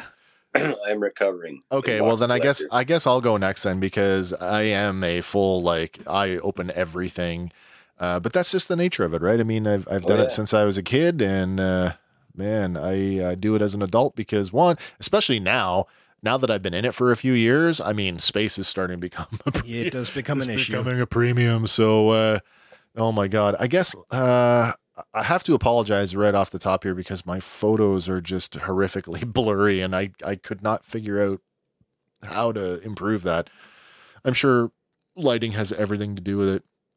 So I'll just start off here. I'm a big Transformer collector, as I said before. So recently I had to pare that down because it was just getting way out of hand, where I was collecting sort of everything for the sake of collecting it. So now my Transformer collection consists of primarily modern Transformers, and I've gone so far as to limit that to G1 season 1 and 2 and the 86 movie. So got a nice mix of there's some third-party stuff in there too, like all the Quintessons and whatnot. And then I've got this, I don't know if you can see that very well on the bottom left. There is a Shockwave in gun mode, but that's a pre-Transformer use of that mold. That's the Astro Magnum figure that was sold at Radio Shack. Neat. If you look him up online, people refer to him as Shackwave. Yeah, so Transformer. And then some Masterpiece stuff in there as well. But yeah, so Transformers, that's my big one. The other big one that I got into, and again, collecting that nostalgia, was Masters of the Universe. And when Masters of the Universe Classics dropped in 2008, I was hooked. I couldn't stop. And I was an all-in subscriber to them right up until 2015. And then just like with Transformers, I decided that I had to pare that down. And so I basically dumped off all of the characters that I had no emotional connection to, and kept it to sort of like the core cast of like heroes and villains and whatnot. I love the way those shelves are lit, man. That's beautiful. That's they're IKEA, and they're like old style puck lighting, which I'm not a big fan of anymore. There's so many better lighting options, but at the time, that's kind of what was there. Mm-hmm. It gives a superhero meeting almost feeling to it. It doesn't. I really like that. It doesn't help that the shelves are black. Yeah. But then, you know what? My Masters of the Universe, they made a comeback in the early 2000s, and I kind of got sucked into that as well. So I started collecting the 2000, what they call the 2000X line, I guess, really, or the Mike Young Productions. And so I also have a mix of like 2000X figures, and then the Stactions, as they were called. NECA made those, sculpted by the Four Horsemen, who also sculpted the 2000X action figures. But when Mattel canceled the line, the Four Horsemen basically said, we're not done. We'd like to do more masters. And they got a deal through NECA to keep going with these stactions. So they were able to produce these mini statues that are in the same aesthetic as the 2000X. And my God, some of them are pretty expensive. You're trying to hunt them down now. Still a couple I'd like to get, like the Hordak one, I think is the big one that I'd like to get. It's really expensive. Yeah, I've got a few of the 2000X, but they are safely packed away because they're all in box. Right. And then we were talking about this a little earlier about Star Trek. I do have a modest Star Trek. Look at how blurry that is. That's horrific. I'm so sorry about that. Oh, that's great though. I could see it. But as I was saying, like ships. The ships, all of the ships in there except for one are Diamond Select. The only one that's not, well, two of them actually. The Galileo shuttle is a Playmate shuttle. Okay. From the 3 3/4 inch line. And then the Enterprise, the J.J. Abrams Enterprise is also from Playmates as well. Nice. But everything else is a combination of things. There's some Playmates figures in there. There's a bunch of Diamond figures. There's the Phoenix warp ship from Playmates as well. But yeah, so I still have a soft spot for Star Trek, and so does Kim. So like there will always be Star Trek stuff in our collection. Mm-hmm. This one's for you, Hank, because this is another shared love of ours. Oh yes, got a little Robotech shelf there. Lots of Toynami, which Toynami is a lot of reuse of oh my God, I can't even think of the name of the company. Those Alpha fighters on the bottom, they're actually from a company called Aoshima from Japan, and they look great, but they are terrible. Like don't transform them because they're more likely to break on you.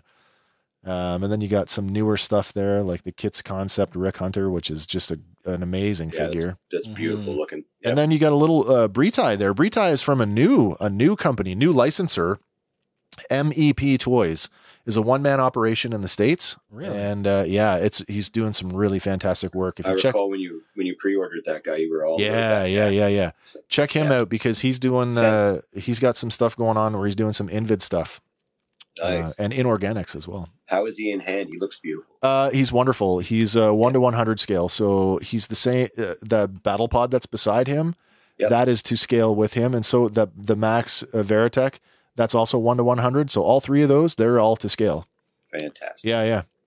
And then of course, like I say, with more modern stuff with like NECA, I have a small selection of alien figures. I kept the original Big Chap, but I'm more into the human characters.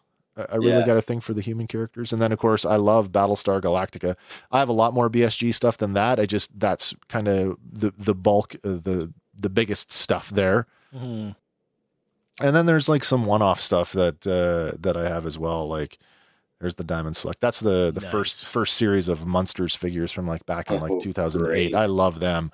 Rob Zombie doing a reboot. Is making a rebooted movie, and I cannot wait to see it.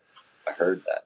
And then I saved probably the biggest addiction here. I mean, Transformers is obviously one of them, but I saved my biggest addiction for last here with, here's a look at sort of the Star Wars Black Series. And like I said, I'm an open box collector and I can't afford to be a completist as much as I would like to. So I'm down to cherry picking kind of what I want now. And there's still, even now, I'm looking just outside the studio and I can see a few boxes that need to get added into that collection. So do you throw your boxes out or do you keep them? No, man, they are packaging. They go into the recycling. Perfect. Yeah, I can't, I just can't do it. I did keep packaging for like some Masterpiece Transformers. And did I put my Ghostbuster stuff in here? Oh, I didn't. That's too bad. I have a pretty decent Ghostbuster display that I meant to show you as well, but I kept some of the boxes for that, like the prop replica Neutrono wand. I kept the box for that and the PKE meter because the packaging was done like, it looked like wooden crates. Right. Yeah. But I also have a video here because this one is about sort of what goes on here in the cave, right? When we were doing the home studio, I wanted to remodel, so I'll take you through that, and then we'll turn it over to you, Hank. Here we go.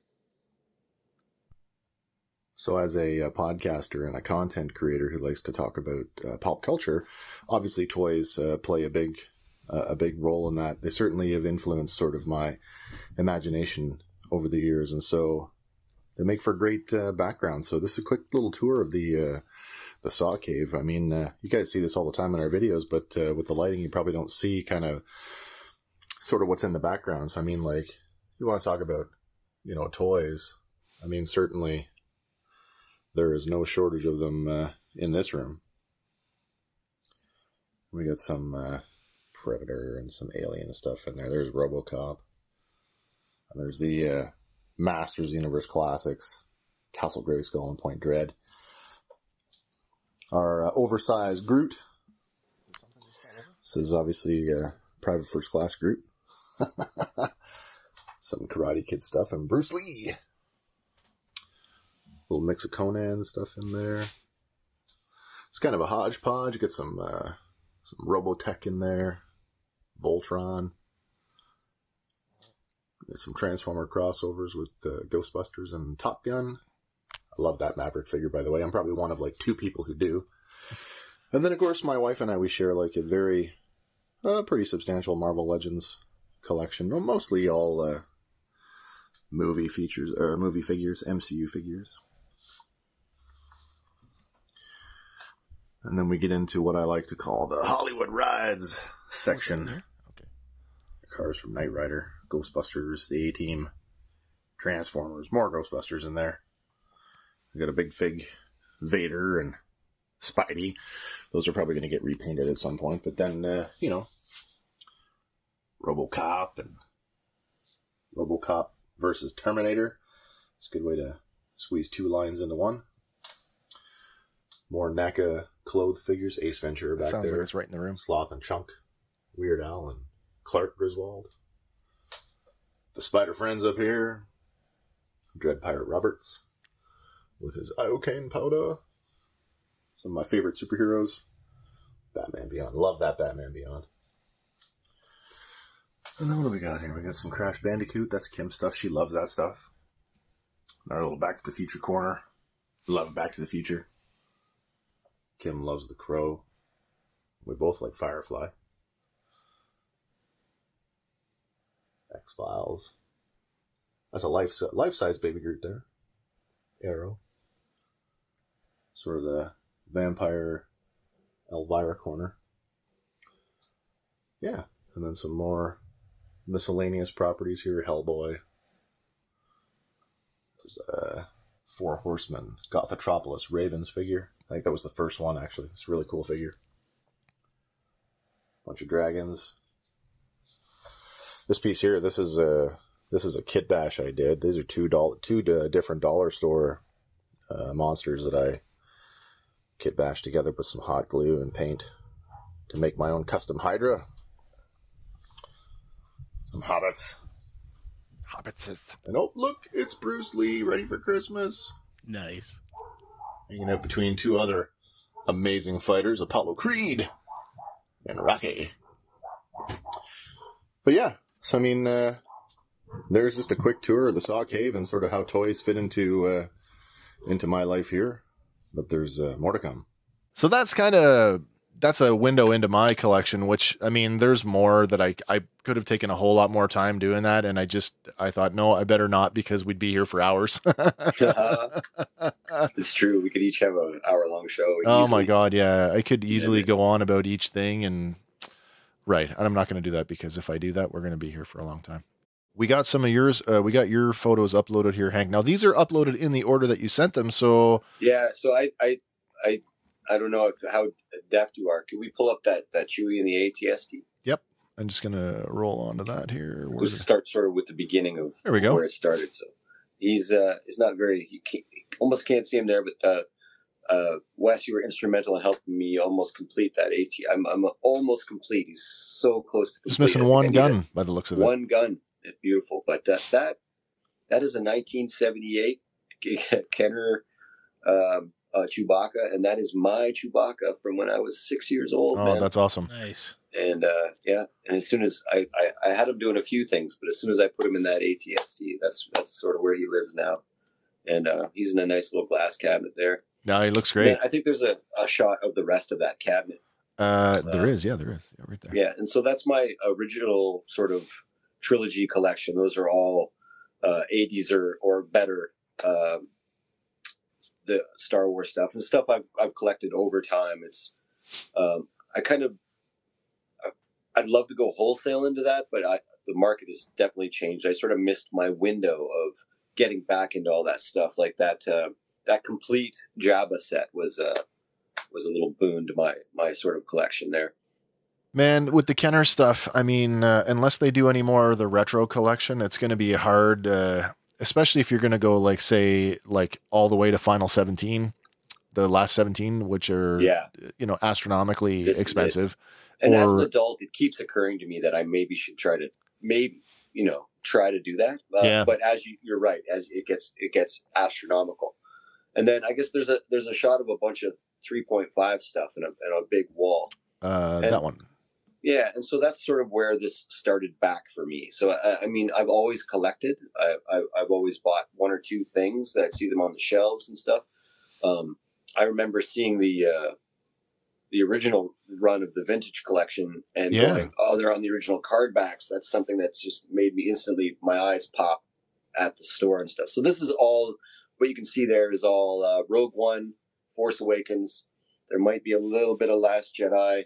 And of course we never got the last movie, which was sort of a silly way to do things. But I've strongly been thinking about, just in terms of wall space and the sheer, I have complete collections of Force Awakens. I have complete collections of Rogue One. I have complete collection of Last Jedi. I was seriously thinking about flipping it. Oh, nice. And I don't know if I could recover my money by flipping all three at once, like a trilogy box set. Like here, have all this. But I know I would definitely lose money because when I started collecting again in 2015, and I did buy into the hype of the Disney train. I got fully on board with it. But then I started realizing that there are still things that the collectors were doing, and they were still pushing the boundaries of cool stuff. And that's when I started getting into the Black Series. And I think there's a section of my Black Series shelves that aren't open. I think there's one there. Open Black Series. There's actually quite a few. There's some there. Yeah. Oh, there's Han laying down there. Goddamn handrails. So, I have to admit, at this scale, I mean, they look fantastic open. I can't argue with you in that regard at all. There's my sort of my rebel shelf, and I'm really I'm a recovering inbox collector, because every once in a while I come in here and I was just like, I'm tearing this open. And for the longest time, it was, I mean, I think I even wrote a paper on it. And why I love that Luke and that Yoda. Me too. That 40th anniversary Yoda is so much better than the original release with the proper scale. I love that K2SO is dressed for winter. Yeah, well, that hat looks so silly on Cassian, and I just pop that on there. It looks perfect. And so I used to think I'd like to do a video about opening. You see those videos, the unboxing videos. The unboxings, a video of me opening every single toy I own and showing it to the world. And then I'm like, that's cool. But why do I own the toys? Right. Do I own them to show people, or do I? And I actually wrote a long. I'll send it to you guys one day. Sure, I wrote a long paper analyzing my psychology as to why aren't I opening these figures? And it became, honestly, I got to the root of it, and it was weird because it was like this free form writing thing I was doing. And I finally realized that, like, in-box action figures are this weird gateway, this weird middle point in my life between my connection to my father and my connection to my son. And where, like, my whole life, my dad was like, the value of this thing is the most important thing about it. And so you remember, I wasn't even, I'd read my comics once and then I had to put them in a vault. And I had a tractor trailer load of comics that I could, here, look at these, Wes, but don't touch them. Don't touch them. And I remember Kelly. Don't sit on the furniture with the plastic on it. Walls of action figures, but you couldn't play with them. And here I am still doing that. And I'm starting to realize, like, no, like these are like, my dad's not here to tell me don't open your action figures anymore. And that's a weird psychological thing. I think, rings in my head. It goes, oh no, these are a commodity. In your dad's defense, he was ahead of the time because most of us never thought that way about toys true. in the 70s and 80s. It's true. If I'd be probably pretty if I had my entire wouldn't we all? and my Star Wars. I think we've all kind of been down that road of like, if only I knew. Yeah. But then you bring up a good point though, and this applies to anybody. It's like you talk about the value. How do you measure the value though? Right. You know, I mean, is the I would argue that for me anyway, the emotional value is far greater than any monetary value that they would have. Yeah. If I sat down and I thought about it real careful. Yep. If the apartment were on fire, save my Star Wars figures. I would rescue that Chewbacca, and I would let everything else could go. Turn to liquid. Yep. Honestly, you know, and that's it. It tugs at my heartstrings. It makes me think about my past. It makes me think about my future. It makes me love coming into this room that I come into every day. But that Chewbacca is the thing that has my heartstrings. Isn't that the thing though about you know, about that nostalgia is like what does it conjure up for us? For some of us, it's reliving childhood memories. I think for all of us, really, on some level, that's where it kind of leans into. But it's like what other things that come up with it. Not only do you think about Star Wars, but you think about the other things going on in your life at the time that it was new. Right. Exactly. Shared experiences with your siblings or with your parents or with your friends or the neighborhood kids. Yeah. And you each bring your toy to it, and you each, you know. That's right. Yeah. One of my neighbors still has my C-3PO from when I was 6. I know it. Well, I have it on good authority that some dude just mailed back a Return of the Jedi paperback with your name in it. That was one of my happiest things, man. That was well, you don't even think about things anymore. No. You know, like. And that to see my name written in it, it's so weird. It's like that's my handwriting from when I was a little kid, man. That's fantastic. What a piece of nostalgia. I read it. I love that book. Great book. In fact, I referenced it earlier this week in a Facebook group about somebody was asking. Yes, somebody was asking about tell me something about Star Wars that most people don't know. And so I wrote, I pulled out in the novelization of Return of the Jedi, Obi-Wan Kenobi refers to Owen Lars as his brother. Dun, dun, dun. Dun, dun, dun. So there's that shot of all the big shelf that's behind me of all my Black Series that I haven't managed to open yet. Let me see if I can pull that. I'm gonna. And herein lies part of my problem with collecting in the modern world. It's not that one. It might be that one. Nope, it's not that one. No, it's kind of like two big shelves with white boxes on top. There it is. There we go. That's all my unopened. And behind US, there's an ATST. That's one of my Holy Grail figures there. There's a bunch. So, not bragging or anything, we all have respectable collections here. And I have 151 6-inch Black Series. Good Lord, I've never even counted mine. And I'm not even close to halfway through a collection. I know. And is this a problem? And it's only a problem, I guess, if I can't afford them. And it's only a problem if you decide it is, really. Right. And I make pretty good money for an adult, you know, like I'm not, you know, we're doing okay in life. And the problem is not that I can't buy them all financially. The problem is that I can't find them. I'm with you on that one. I am totally with you on that. Maybe my wife likes it like this because I certainly would have all 315 Black Series figures. I wouldn't. I mean, it would be easy to fall into that, and for a while that was me. Like with when I started in Transformers, was Transformers Classics in 2006, and I was all in on that, and I was all in on Transformers Animated, and I was all in on Masters of the Universe Classics. But honestly, as I start to get a little bit more mature with it, and I start to budget where I go, this month I'd like to spend this much on toys, if it's possible. I start looking at Praetorian Guards and the 3 Kylo Rens that I have, and going, in 20 years, am I really going to, you know, certainly my Luke in X-Wing fighter pilot thing is going to ring true in 20 years. Yep. Is Rey in her Jedi training outfit, you know, so I can start to see where I can let go of parts of that collection where before I was super trying to get all the numbers in order. That process of, and that's, you bring up a great part about collecting, and we've all gone through that. Anybody who's ever, and I called, mine was the Great Purge of 2019. Anybody who's ever purged a large portion of their toy collection or their action figure collection has had to wrestle with those feelings about the thing that they're potentially getting rid of. That's and man, you really come to terms with how you feel about something in that process. Yeah. And it's not easy. It's not easy to do because of the how you feel about it. And you really got to ask yourself, like, how attached to this thing am I really? Right. Yeah. Can I live with it?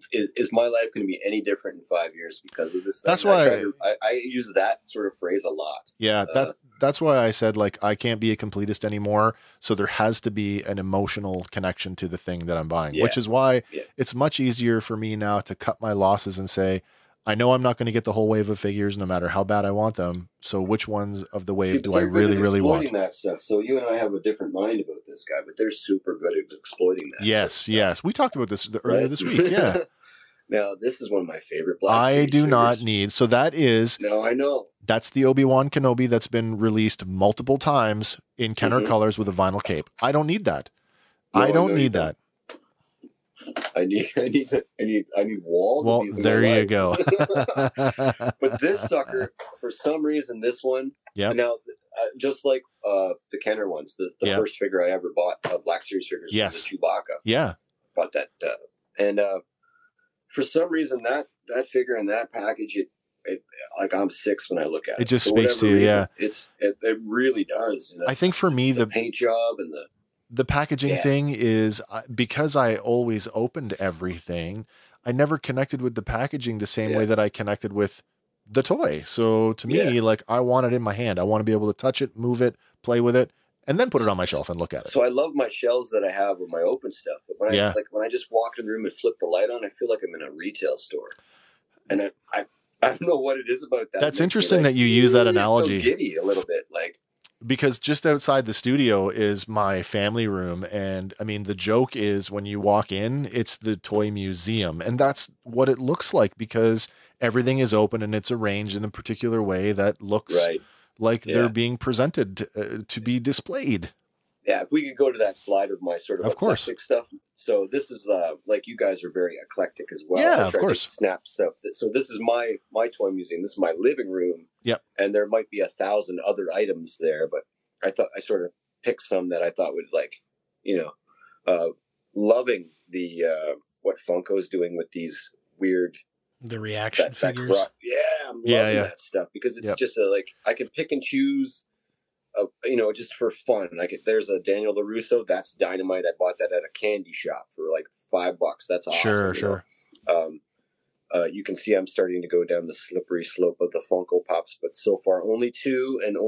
They're Lauren's. Yes. And we had this discussion where 3 is a collection. I didn't even take pictures of all the Pops in this house because Kim largely collects them, and there's 300-ish. Yeah, there's a lot. That Goku that a few years ago you helped me identify. Oh, that's right. Yeah, we were looking at him a while ago. Rare Goku. It just looms over my shelves, and I have some Rick and Morty stuff, some of the more modern stuff that I love that property. So I have a bunch of those action figures. I'm in the process of opening. That's a Hank Scorpio next to him, is it not? It is a Hank Scorpio. Nice. I have my 2 supervillains under glass there. Talk about those reaction figures for a second because they really, even before Hasbro got on the bandwagon with we want that nostalgia money, Funko and I think Super 7 is actually the manufacturer of those. I think Funko was the distributor on them. Yeah. But they really locked into those nostalgia beats about the 3 3/4 5 POA 5 points of articulation figures. The idea that you could display them amongst your other figures, largely why 6-inch scale is the default scale now. Right. But so you could have your Daniel LaRusso go around with Luke Skywalker. You know what I mean? Like, yeah, exactly. And that therein lies my beef. And I talked a little bit last night with you guys about this. Therein lies my beef with my Diamond Select Bruce Lee, who's the 7-inch scale. And it looks like the extra inch in him is all in the legs. It's that odd scale. I know the select got that figures. 2.5-inch torso and head, and then a 4.5-inch ankle to waist. So hit and miss with them. So when he's crouched, it's not too bad. But he looks like Hopper from A Bug's Life. His legs are so long. Yeah, he's all leg. I would love to throw a lightsaber in his hand and have him go against like a Maul or something. What a fight that would be! That would be awesome. And then that old tin soldier at the very top. Yeah, tell me about that. I found it in the dirt while I was excavating a basement of the Masons Hall. Oh, wow. Like, and it's, I mean, I don't know how old that thing is. It's got to be from the 40s. Yeah. I don't know anything about it. Maybe I'll take some more detailed pictures and ship them off to you. Maybe you can find something. I'm sure somebody out there knows. Or some sort of soft metal. His paint is definitely worn, but you could see the beautiful olive drab on him and the beautiful skin. Well, he could very well be actual lead. To be honest with you, it might be. We don't handle them a lot. Just in our mercury drawer. This comes up every once in a while because I administer for a administrator for a large online toy group, and we've had people try to sell lead stuff. And I mean, the Canadian government put a ban on lead. In 1995, I think it is. Mm-hmm. So pre-1995, soft pewter metal toys could have had a significant lead content. So yeah, I'll ship off some more detailed photos to you. See if we can. Don't put it in your mouth. No. Don't lick your fingers. You love. Yeah, exactly. Commercial from Saturday morning. Yep. And then I guess my final slide. I mean, I have the helmet school and stuff. Oh, it is. It's super cool. Is really what I do with my action figures. Yeah, let's do it. If anybody thinks you guys are super weird, why are you playing with toys? Well, I'm trying to make art a little, and I've fallen in love with ripping these guys out and putting them in real world environments. I know a lot of people are doing this, and I know a lot of people are actually doing like set building and stuff. Yep. But my favorite photo I think I've ever taken in my whole life, and I've taken a few, but that R2 and 3PO. It's beautiful. There's nothing in there that belays the scale. Nope. And it's serendipity. I try to set them up as deftly as I can. You actually, Grogu's cut off in the one with the greenery and the mushrooms. You can just sort of see the edge of him there. Yep. But there's something about this that fascinates me. And then the ability to, like, modern cell phone technology, like editing programs that are I think that actually that little blaster on Han there. To me, that fascinates me the most, is that how much of it, because I know people who are in the action figure photography business, like, I don't want to say they're pros, but I mean, like, they could turn pro at any moment. And it amazes me how much you're doing just on your cell phone, including any processing. Right. Yeah. No, it's, I don't take it off my cell phone anymore. No. I don't dump it into Photoshop anymore. It's this sort of self-contained. It's like my favorite game on my cell phone. There's enough tools available, on the mobile platform that you can do everything right on your phone. Mm-hmm. And then the thing I found the best about this is that I was drawn to it anyway. And then when I started to look at other people doing it, I found this gigantic community. Yeah, it's and as massive. soon as I posted, you start an Instagram account and you have one follower. Yep. And I post one post, and suddenly, I don't know how many years later it is. It's not many though, and I've got 600 followers. Oh, that's Instagram, awesome. And we're just trading back. Like it's all it is action figure photography. Yep. I got this little Bring Your Jowl to Work Day movement. Oh the third annual yeah. one's coming up in February. And by the way, we participated in that last year. You sure did. We did. Thanks very much. I hope this year is going to be even bigger because I'm going to start the preamble a little earlier. Yeah. But just that to be able to engage like that with other people that are like-minded and know that you're a collector at heart and you're an artist, and that like there's so many through lines that we share with these people, and when they're all grouped together in one place and everybody is uplifting one another. Yep. Like when you're getting 300 likes on a photograph, it's not about, you're not trying to, you're just putting yourself out there. Yeah. And it's so nice to be welcomed into a community like that, and to be part of that welcoming. Toy groups are good, especially but they get there's this vitriol that happens. There's some drama there. There's no denying that. I really don't find that in these photo groups. I find that this is a community of artists and toy collectors they want to uplift each other and they want to move the movement forward. And it's awesome. And that's me. That's what I do with my toys. I love it. You and I both clearly have a shared love of Star Wars. And I mean, I'm going to say it again. We are not a Star Wars channel, even though we do an awful lot of Star Wars. That's a big part of it. It is. It's a huge part of it. And I kind of want to close out today's show. I want to talk a little bit about Hasbro and their crowdfunding platform, HasLab. Now, I don't know how you guys feel about crowdfunding toys. I will say this, crowdfunding, Kickstarter. Kickstarter is the number one way to get a board game to market these days and has been for a couple years. So it definitely has a place in the nerd culture world. So I feel like if you guys came to me and said, I'd like to Kickstarter something, I would have your back 1,000,000%. Yep. I would give you every cent of money I could help with. And if I got a toy in the end of it, it would be great. Yeah. But when a corporation that literally makes millions of dollars and produces all the things I'm going to buy anyway. You mean billions of dollars? Millions of dollars. With a B. With a B. Yeah, wants billions. my money up front. Yeah. There's a big FO in front of that for me.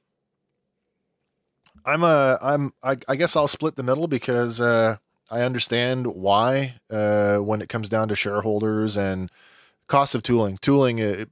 Once you understand the cost of tooling, and I don't fully understand the cost, but I mean, from people who work in the industry who talk about tooling a brand new figure, and when I'm not talking about the sculpting part of it, like the artist sitting down with a piece of clay or a guy on a computer who rapidly prototypes a figure. And that's a whole other story, by the way, 3D printing.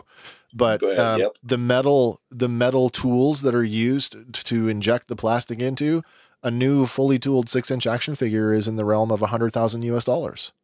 Right. So, I mean, when they say we're going to need so many backers to back something, the cost of that, the overwhelming cost of that is in the tooling. So, like any other multi-billion-dollar company, I'm sure that their liquidity is tied up in other projects where it's like, no, we don't actually have this on our roster, and yes, we could do it, but it's not part of our our model. It's part and parcel with the modern sort of, and I mean, you've been able to do it in our line of, work or collecting for a while Yep. now, but the world is on this pre-order kick. Yep. And in my music, I'm guilty of it too. I advertised hats and CDs that I couldn't get out to you guys for months because I was encouraged by people. But with the decline of, things. Let's look at it globally and look at the decline of toy sales over the last decades. The toy business is a shrinking business, and so it certainly is. You've got to guarantee those sales. Well, right? that's it, right? And so, like your New York Toy Fairs and your New York Toy Fair is the one that keeps coming to mind. But your big industry shows where the buyers are out to buy everything. If people aren't buying it, how else are you going to stay alive? And so you basically are cutting out the big box store and you're going right to this direct to consumer model. We need a guaranteed number of sales in order to move forward with it. I get that. At the same time, I feel like something like the Rancor, if they just went ahead and made that, would people have bought it? I think it would. The biggest thing I saw about that was if you had made it, just didn't tell anybody, just put it out there and priced it a little bit less, like in the $250 range, people would have bought it. Yeah. And I don't know if that's true or not, but I will say this, the Rancor, I'm going to bring that up right now. The Rancor was actually the first HasLab that I actually considered buying. And I agree with the notion that these HasLab projects, you pretty much know right from the beginning if you're in it or you're not.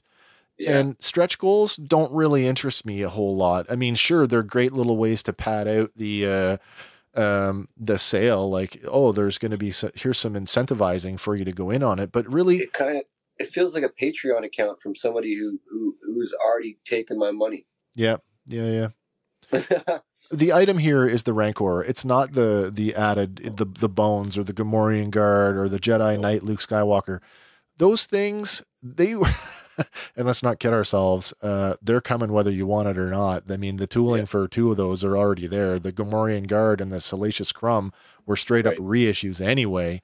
That Luke Skywalker is new tooling, but I've said already that figure was already in development because guess what's around the corner? Mm-hmm. Right. The 40th anniversary for Return of the Jedi is coming up here in 2 years. That's a great point. So that figure was coming anyway.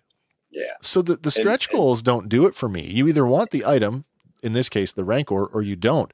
And I mean, I was like, man, I've already bought every oversized Black Series item to date. So this one really had me on the fence where like, maybe I will go in on it. Yeah. And I actually think you might still see it in a couple, I actually think you might still see it. There was a question that came out shortly after the campaign had closed and we knew that it was not going to move forward, even though I stayed up late and I watched the campaign right till close and I watched the numbers. It was incredible. Yeah. How much it jumped up in just a matter of hours to like people still wanted 8,600. They were within they were within 400 or 500 backers of getting this thing. And I thought, at 8,500, they're just going to extend it and they'll get the other 500 that they need and it'll move forward. And then by the end of the night, something glitched in their website and it bottomed out at like... That was the screen cap that I I saw that. Yeah. It bottomed out at like 300 or something, but by the next day it had gone back up and it... But that seemed to suggest that people backed out of it. That's what I had thought as well. And so did I. It was erroneous. It was a computer glitch. But here's the thing, right? Like 90% of their backers with the whole backing thing. I don't think that they were charging you anything until they got the number reached peak. You weren't paying anything until they made it. That's right. But the question that came out of that, and it's not a question that I asked, but I thought this was a pretty cool question. This was how do we talk about the Rancor without talking about the Rancor? Because I think everything that could be said about the Rancor has been said on so many other channels and different forms of medium, but question in one of the toy groups came up and said, is there a chance that Hasbro might revisit the Rancor for the 40th anniversary of Jedi as a retail item? And I don't think they will. I personally don't think they will, because then it's, how much crow they're going to have to eat if they do that? It's possible, yeah. Yeah. How about a Rancor Build-A-Figure? If it was Moochie, I would do Moochie as an oversized figure in a heartbeat, like in a wave of, say, Bad Batch themed Black Series figures. And I don't know why the Black Series isn't already doing Build-A-Figures with some of the oversize. Yeah. Or more of the multiple hands and heads and accessories that Marvel tends to lean into. Absolutely. Too. You'd think that the same sort of people are involved. Yeah. So whenever I get a Black Series figure that has extra stuff in it, I'm always, I'm over the moon. It should really be standard fare. I think so as well. Hasbro, if you're listening, and I know you're not, but hey, just in case, it might be. We want some Build-A-Figure stuff in our Black Series going forward. Let's do it. Everybody else is doing it. You might as well jump on the train. They used to say that the life cycle for any toy brand was 3 years, a year to launch it, a year to grow it, and then if you got a third year out of it, you were doing well. And Black Series has been around since what, 2013? 13, yeah. 6-inch Black Series, I should say. Yep. 3 3/4 Black Series kind of died there a little while ago. They are the vintage collection. I was going to say that's just rolled over to the vintage collection, which was a better way to market it anyway. Way better. I love the 3 3/4 on the original packages, man. Yeah. Fantastic on my wall. So I thought this is a great way to close out the show. With that in mind, the whole, would the Rancor be revisited? I thought, this is a great way to reach out to the community, not just here on our Fandom Power community, but also in some of the toy groups, and ask collectors, with the Return of the Jedi coming up here, the 40th anniversary, what items would you guys like to see in the Star Wars Black Series Return of the Jedi 40th anniversary line, which they are absolutely going to do because we've already done Star Wars and Empire. So we put this out. It went out to 7 different Facebook groups, including our own group here, the Fandom Power podcast Facebook group. We got back 351 total votes on about 22 different items. And so right now what we're going to do is we're going to go through the top 10 most wanted items in the Star Wars Black Series Return of the Jedi 40th anniversary as voted by you. Yeah, thanks everybody for participating. Yeah, it was a lot of fun. I really enjoyed watching the numbers on this. Pretty interesting to see what came up every on top. day. Yeah. Now we all put our thoughts into this. You both had sort of sent me like, hey, this is what I would like to see. And those items made it into the list. And, some of them got some seriously good traction too. So I'm just going to go right off the top before I start with the slides. Andy, unfortunately, it didn't go. It didn't make the top 10, but Andy, you had honorable mention to Andy, who had suggested that a Pit of Carcoon playset with a Sarlacc hand puppet. Yes. And I thought, what a great way. We don't see enough hand puppets. So but in the 80s, right? You had Sectors. It was a whole hand puppet line. Yep. Well, even in Motu though, right? Like the Fright Zone playset. The Fright Zone playset with the hand puppet. So no doubt that makes for a perfect. How do you bring a 6-inch Pit of Carcoon to life with a hand puppet maybe up through the bottom or something? And I thought that was really cool. Unfortunately, it did not make the list. It got 4 votes. Yeah, it's better than nothing. That is better than nothing. All right, so let's get on to the top 10 list. Coming in at number 10. Number 10 was the Someone Who Loves You 2-pack, which would be a reissue of the Princess Leia as the Bouche the Bounty Hunter. Obviously, you'd want to pick her out with a new face print, with that new face print tech, which is so nice. But then, the issue with Star Wars Black Series figures has always been, if you've got a character that wears a helmet, the helmet head always suffers because of the hair. So either either put 2 heads in there or do something to improve that. And of course, you want to get, I call him the hibernation sickness Han in his white shirt. And if you really wanted to make it a cool thing, give me the empty carbonite block too. Right. I'd love to see the empty carbonite block. All right, number 10. Oh, by the way, anybody wants to know the vote count on that? That was 8 votes. Oh, 8 perfect. votes. Yeah. So next up is number 9, and it's a tie between the Ewok hang glider and Help Me Take This Mask Off 2-pack, which of course would be a reissue of the removable helmet Darth Vader and a reissue of Jedi Knight Luke Skywalker with his tunic askew. Yes, you got to have the tunic folded down. You have to have the fold down. Maybe there, yeah. Well, see, that's actually something. I don't know if you had did you get the original blue stripe Jedi Knight Luke, Hank? I did not. So he actually, I am missing. He actually comes with a swappable chest piece, which has flap closed and flap open. Nice. That's awesome. So, I mean, they could literally just reuse that body. And that's kind of the virtue. Something I should have said earlier. That's sort of the virtue with this list is that the list includes, like, not only is it new tooling, but I mean, it's the bread and butter of toy companies. How much can we squeeze out of an existing mold? Right. You know, so tried to make it interesting. We can help you out with that. Exactly. Tried to make it interesting and give choices that actually, people would want them for, whether it's a combination with another piece that makes it like, ooh, that's something I want. Yeah. All right, where were we at there? That was number 8? No, Sorry, that was number 9. Mm-hmm. Moving on to number 9. Nine-num. Nien-num? Say that for me because I'm not sure if I'm saying it right. Nine-yub. Him. Lando's co-pilot in Return of the Jedi when they attacked the second Death Star. Yeah. That's an obvious one. He's coming in. Further, what would be really sweet would be a Millennium Falcon cockpit playset with him and a General Calrissian minus the cape. Well, so I'd put on the list. Do you remember? Did you get any of the centerpiece pieces, Hank? Do you remember those? I was thinking of they're quite cheap now.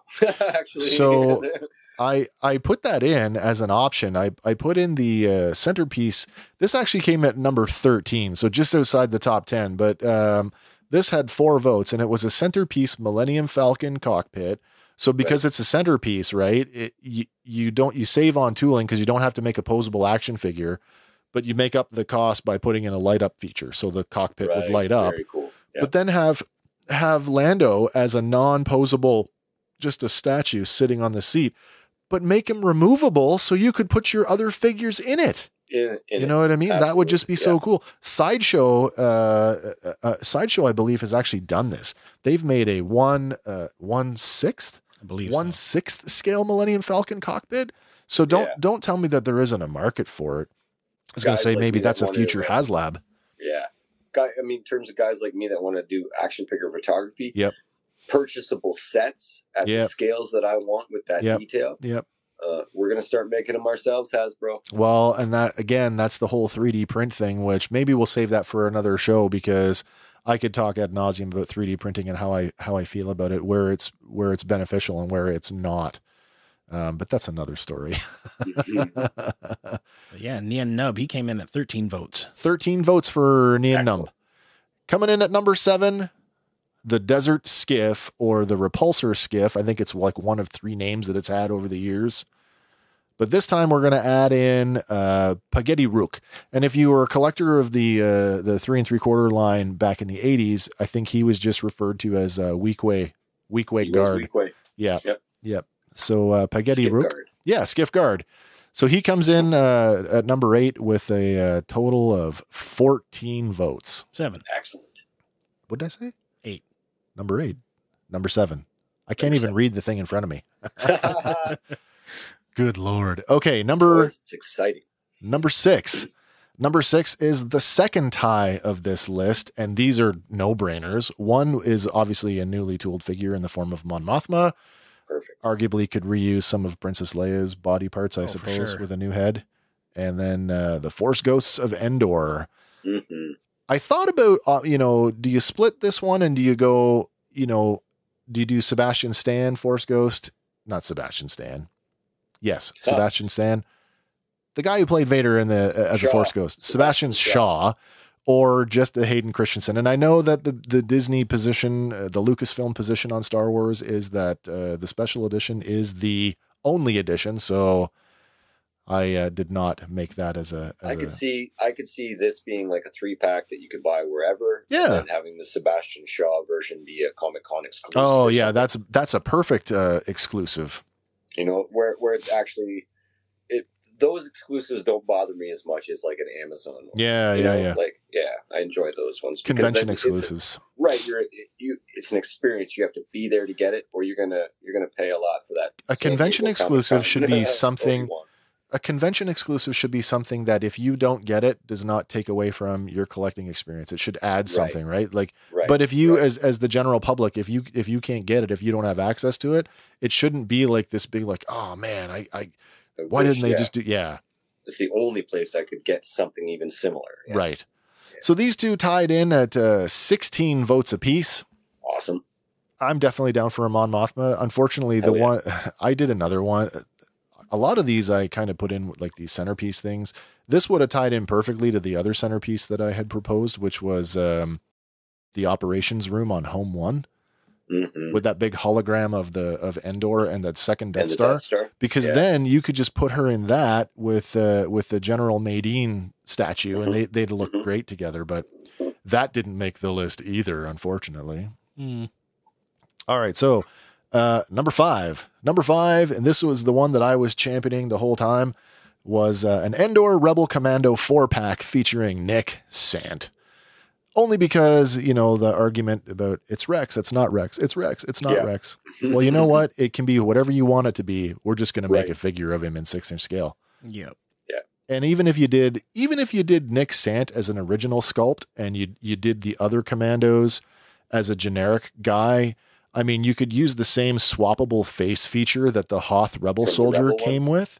What a great feature. And I mean, look at that. I mean, that Rebel trooper came with 2 faces, and between the scarf and the goggles, look at the number of looks you could squeeze out of 2 faces. Right. So imagine having 3 or 4 faces to muck around with. Mm-hmm. You can get your whole command. That's what I mean. You could have the whole squad. And I almost want a lot from this 4-pack. I want removable backpacks. Absolutely. I want helmets to come off. I want a Gatling gun that I could set up in the corner. I want ammo boxes. I want a little bit of a play set with this. You know what I mean? I'm a little disappointed in the sense that we never did get the full Vietnam experience out of Rogue One, which it was initially pitched as. It was going to be the Vietnam movie of Star Wars. Even the marketing with the helmet, the Vietnam era helmet flipped upside down on the beach.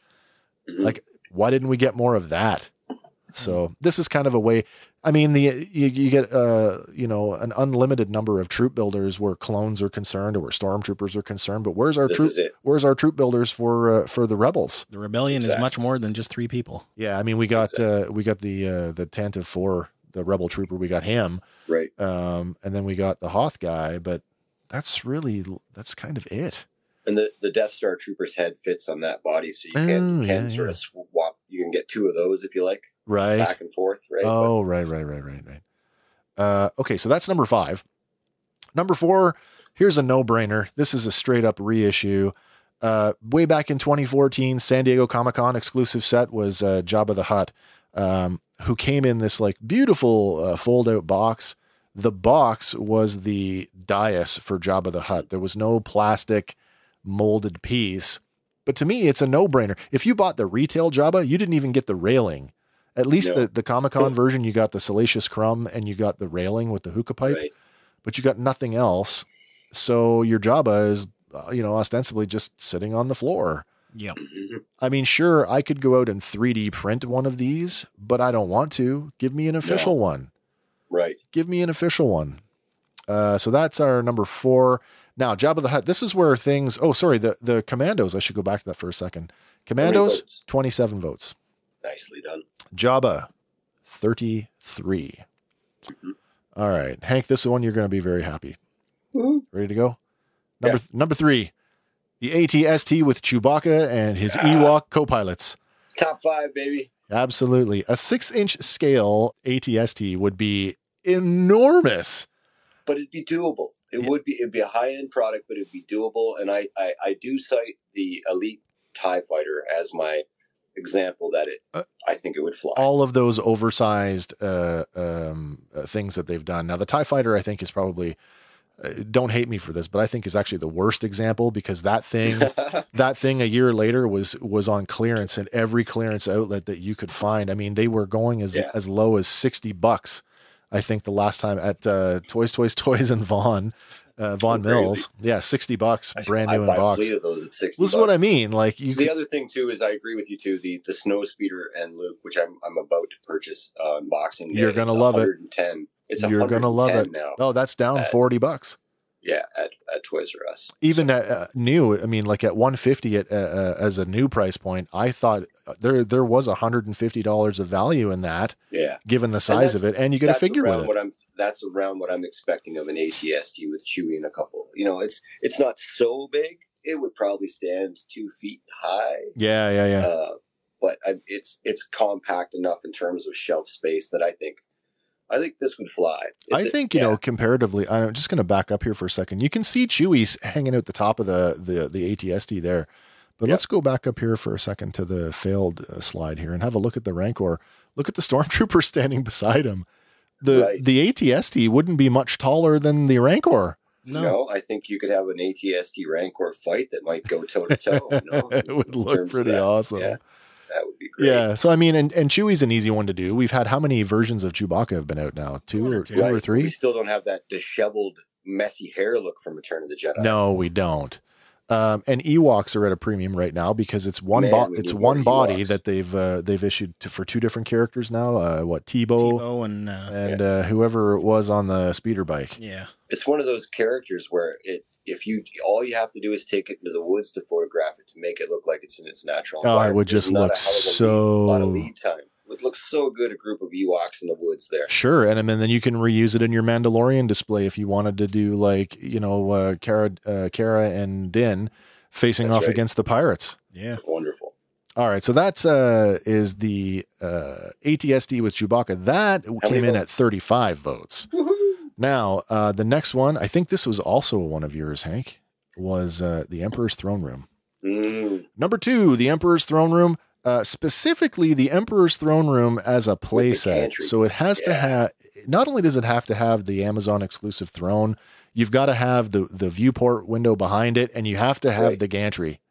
The gantry. Because if you don't have that, then you can't recreate that pivotal sequence of Luke facing off with his father. And I want the old Kenner style collapsible gantry, so I got a thumb toggle and I can drop that Luke down. Yeah. Man, that would be great. Again, so this is a partial reuse because the throne itself, the Amazon throne, it's a great piece. Mm-hmm. It looks great, and it wouldn't be much to slap some walls around it and throw up a facade of a window. Right. This one came in at a nice plastic staircase leading up to it. I'd be okay with cardboard walls. Oh, sure. Right. I was going to say this one came in at 42 votes. Nice. So our number 1, by a landslide, runaway, by more than double the number 2 slot. Yeah. The number 1 item as voted by the fans for Star Wars: The Black Series, 6-inch inclusion for the 40th anniversary of Return of the Jedi is the Max Rebo Band. That's awesome. And how can you not want, the Max Rebo Band? To me, it's a no-brainer. If you're going to do personally, I want the Jabba. I'll 3D print the Jabba Dias, and then I'll go and buy the Max Rebo band just to flesh out the If I had to choose between the two, the Max Rebo band would certainly win. And I put in the concept art for the original band when it was just a 3-piece before the special edition. But again, I mean the bottom shot there, those are all I think those are all actual 3 3/4 inch action figures. Yeah. So I mean they've already done the full band in that scale. Who knows? Maybe we can get a full size band. Mm-hmm. And when they did have the original Kenner had it came in a box set with Nice Noodles and the Max Rebo band, and you got the microphones and the instruments and the organ that Snai was playing. And, Max Rebo, the keyboardist. Yeah, he's the blue guy. Yeah, and then the keys actually pushed on that old Kenner toy. Yeah. So excellent. but like I say, by more than double. 91 votes. Yeah, and that's actually a thing that line is missing is more aliens. We've been human heavy, we've been trooper heavy. Yeah, and we could use a lot more Cantina aliens. And this prompted me because of this discussion. I never got the list to you guys because I got super busy at work, with the album and stuff. But I started going through watching the properties. Yep. And as I was watching, you watched Return of the Jedi to prepare for this. I did. And I started. I did a marathon of Star Wars, and I went, we don't have that character yet. We don't have that character yet. We don't.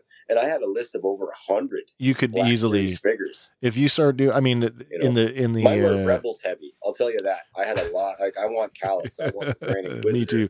So Callus is coming, by the way. Yeah, Callus confirmed he's coming. Yep. I need Kanan Jarrus with 2 heads. I need him. Blind but can see without the beard, and I need him with the helmet and the beard. I need short-haired Ezra Bridger. I need every paint version of friggin' Sabine Wren that I can get. I agree with you. I mean, I actually my list was very Rebels heavy. But my arm got sore after 100 figures, and I mean General Riken. You could have a Hoth playset so this started my brain just turning. I think when you compare it to the 3 3/4 line, if you started collecting, let's say you started collecting, and I'll go back as far as Power of the Force 2. If you started at Power of the Force 2 and you've been collecting ever since, you've probably got 300 and some characters now, I think is the count. I don't know if the Black Series will ever go that deep into side characters and background characters, but one can hope. I mean, what's coming up here in the new wave? You've got Dr. Evazan and Ponda Baba coming out. So there's hope. There is absolutely hope that we'll get them. As I was writing the list, it started out, I was like, why don't we have this when we have this? Yeah. And so when you say that we haven't done a deep dive, it's that we've deep dived into some strange areas. Yeah. Why are there 3 Praetorian guards from The Last Jedi?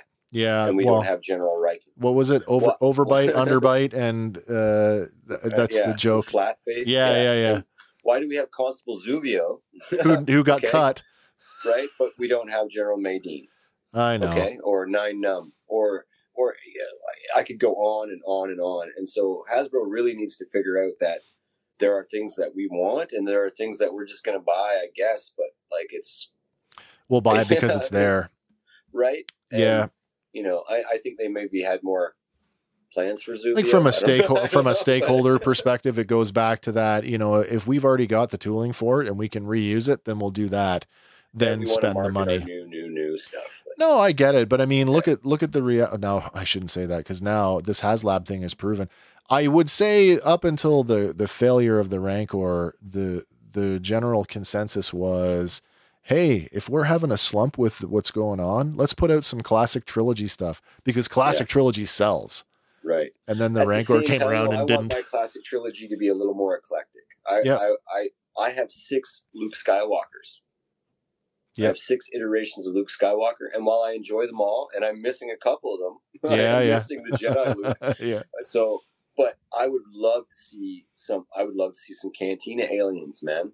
I would love to see the bartender. I would love to see, a different version of a Jawa or a different version of a Tusken Raider. Because there's so much that we could do. Yeah. and we just keep clubbing us over the head with Luke's. And while I like them, I really love Luke. Me too. I really, we could go so much deeper. This, Lobot. Yeah, Lobot for sure. This Luke Skywalker here, this Jedi Knight Luke Skywalker that was coming out, it was a stretch goal for the Rancor. Right. Not only do I fully believe that you will get that for the 40th anniversary of Return of the Jedi, I suspect with the new tooling that's involved. Is it a completely new sculpt? Yeah, it's a brand new. Is it? Yeah, so it's a brand new sculpt and stuff, right? It's not just the cloak over top. Okay. But don't kid yourself. That figure is going to come out again with the big shiny belt buckle and the Mandalorian line. And the Power of the Force card is a little. I don't care. See, again, I don't care about packaging. So the Power of the Force card and the collector coin means nothing to me. Though. It's a strange choice when you could go with the 40th anniversary Jedi return cards. Yeah.